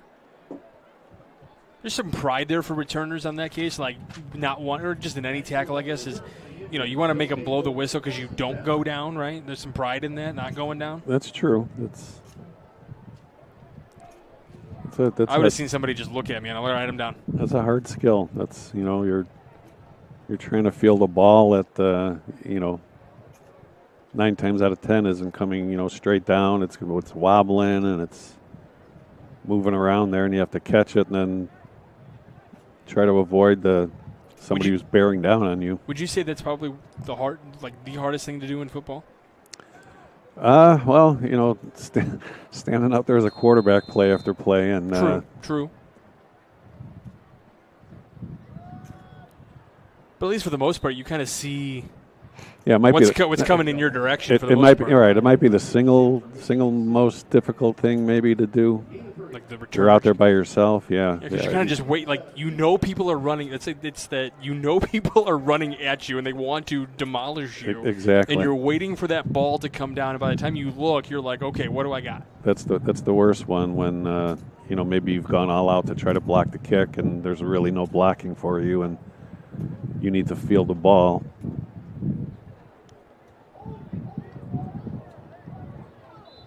Read the ball carrier. Stays in bounds. Read on the carry, tackled by Fields. Fields in on the tackle for City. So after the loss to Maryville last week, a win here will improve Michigan City to 3-1 in conference play, 4-2 on the year. And that kind of puts them in that, when you start breaking down the Duneland Athletic Conference, you've always kind of broken it up into tiers, and that tier, you got Crown Point at the top by themselves, and then it's historically been like Maryville and Valpo. And then everybody else kind of, fights for different spots over the course of the year. Michigan City's kind of finding their way into that upper echelon at this point. Yeah, they're not. Chesterton's up there as well. They were leading against Portage. I saw it was 27-16 last I looked. Yeah, Michigan City definitely knocking on the door there. And again, everybody kind of, this isn't breaking news or a hot take or anything, but obviously Crown Point in a good position, barring, an upset. 30-16 Chesterton on top of Portage. Now, Streck Van Til hometown scoreboard update for you. It's Crown Point's to lose, and they haven't lost it yet. Right. These other teams in these classes trying to make some kind of a success story. Is this one a low-line drive? Continues to roll. Not sure. It was getting close to a lot of people. Could have touched it, but that ball continues to roll up to the 35-yard line. So good rolls for Lake Central on that case. Twos are wild. We've got 2:22 left to go in this one. And going back and talking about, moving on with the rest of the season in the conference play, then you get into tournament time, and these teams they don't have to face Crown Point. Crown Point's going to be up there in 6A with, I believe Lake Central and Portage are the only other 6A teams in the conference. So, City doesn't necessarily have to worry about facing Crown Point come tournament time. So no, that's one of the nice things for these teams in the 5A class, not having to worry about it. Like Central will go on the road next week. Big run here for City, trying to break through a tackle across the 50. Fields on the carry for City. So Lake Central will head onto the road to take on Chesterton, and they will wrap things up against Maryville and then at Valpo to finish the season. So still kind of a gauntlet to get through. Chesterton, a really tough team. Maryville, obviously, not really that question right now. They are the number 2 team in the Duneland. Other teams may have the same record, but they're kind of in that same category. Until you beat them, right? They're not going anywhere. And then Valparaiso, you start to look at things. Valparaiso's been a scuffling team. Michigan City, on the other hand, next week will play host to the Portage Indians, team that's kind of spinning their wheels at this point. They're trailing Chesterton right now. And then they have to go on the road at LaPorte, who, in my opinion, this is a team that also is kind of hitting that middle to upper echelon in the Duneland Athletic Conference. They've been an impressive team so far this year, especially after going winless last year. Yeah, I was going to say, I think they surprised a little bit, and then they're not by no means a pushover. Off to the left side. Pops it off. Thurman gives the ball up, and it is a continued progress for Garcia, the lineman. Was that by design, or did that ball pop out? That is 100% design. Look at Garcia. Here's the replay. A little whoop. There it is. Garcia says, I'll take that and run with it for a little while. Thank you very much. Get me into the stat book. That's great. Hopefully I just didn't break like a copyright with the whoop. And we're down to the final 35 seconds here. We'll have award winners on the other side of the break, but Michigan City playing a close ball game here in this one today as we wrap up the final 23 seconds. This is going to be a big bounce back for Michigan City. We mentioned that they have to play Portage next week. They go to LaPorte and then to Crown Point to end things up. So you're kind of fine-tuning things here to end the year, and this is certainly a good fine-tuning here as they will get the win 37-17 over the Lake Central Indians It is the Michigan City Wolves spoiling the homecoming festivities here at Lake Central for the second year in a row. Impressive night for City. Did a good job. Came back again after that loss to Maryville. Faced a little duress here and wound up winning this game going away. It was a good win for them. All right, we're going to step aside for just a moment. When we come back, we'll have your award winners for you. You're watching Game Night on the Region Sports Network, the only game in town. Life isn't always loud.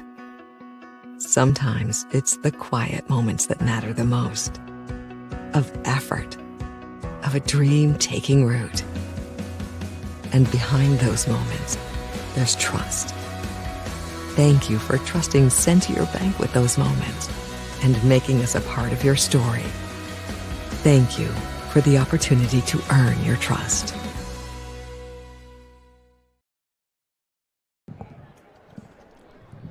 And we welcome you back to Game Night here on the Region Sports Network. I'm going to go ahead and bring you our award winners tonight as Michigan City gets the win 37-17 over Lake Central.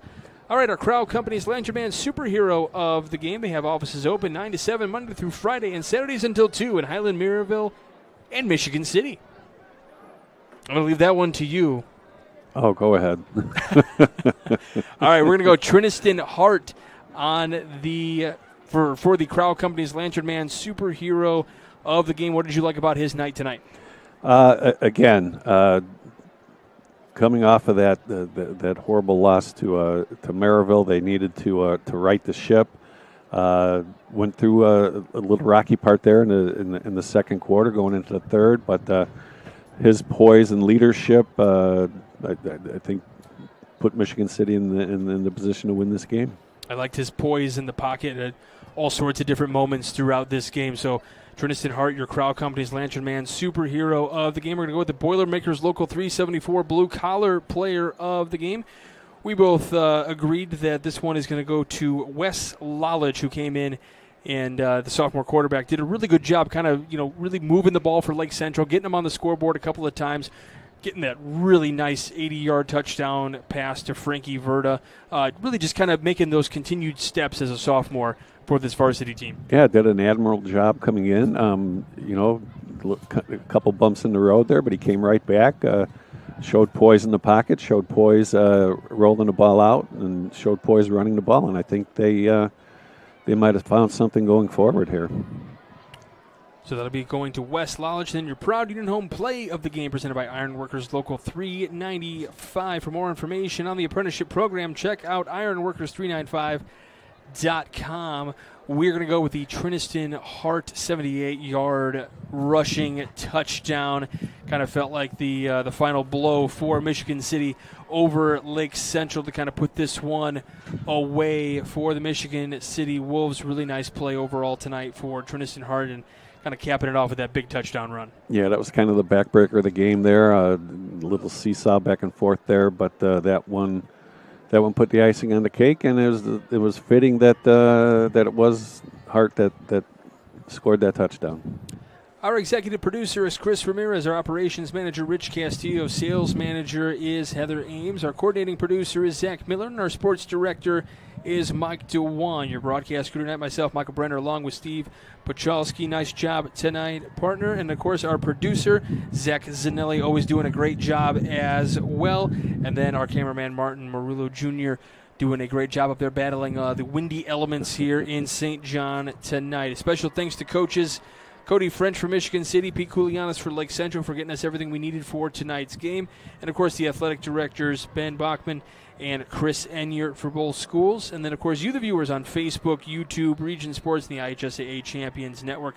Without you all, we wouldn't be able to do what we do. So thank you very much. Stay tuned because back at the Centier Bank studio, they will have Region Football wrap-up from you from the Athletic Performance Factory. So the Region Sports Network appreciates your coverage your support as always. That'll wrap things up here from Lake Central. Michigan City a winner 37-17 over LC. You've been watching Game Night of the Region Sports Network, the only game in town.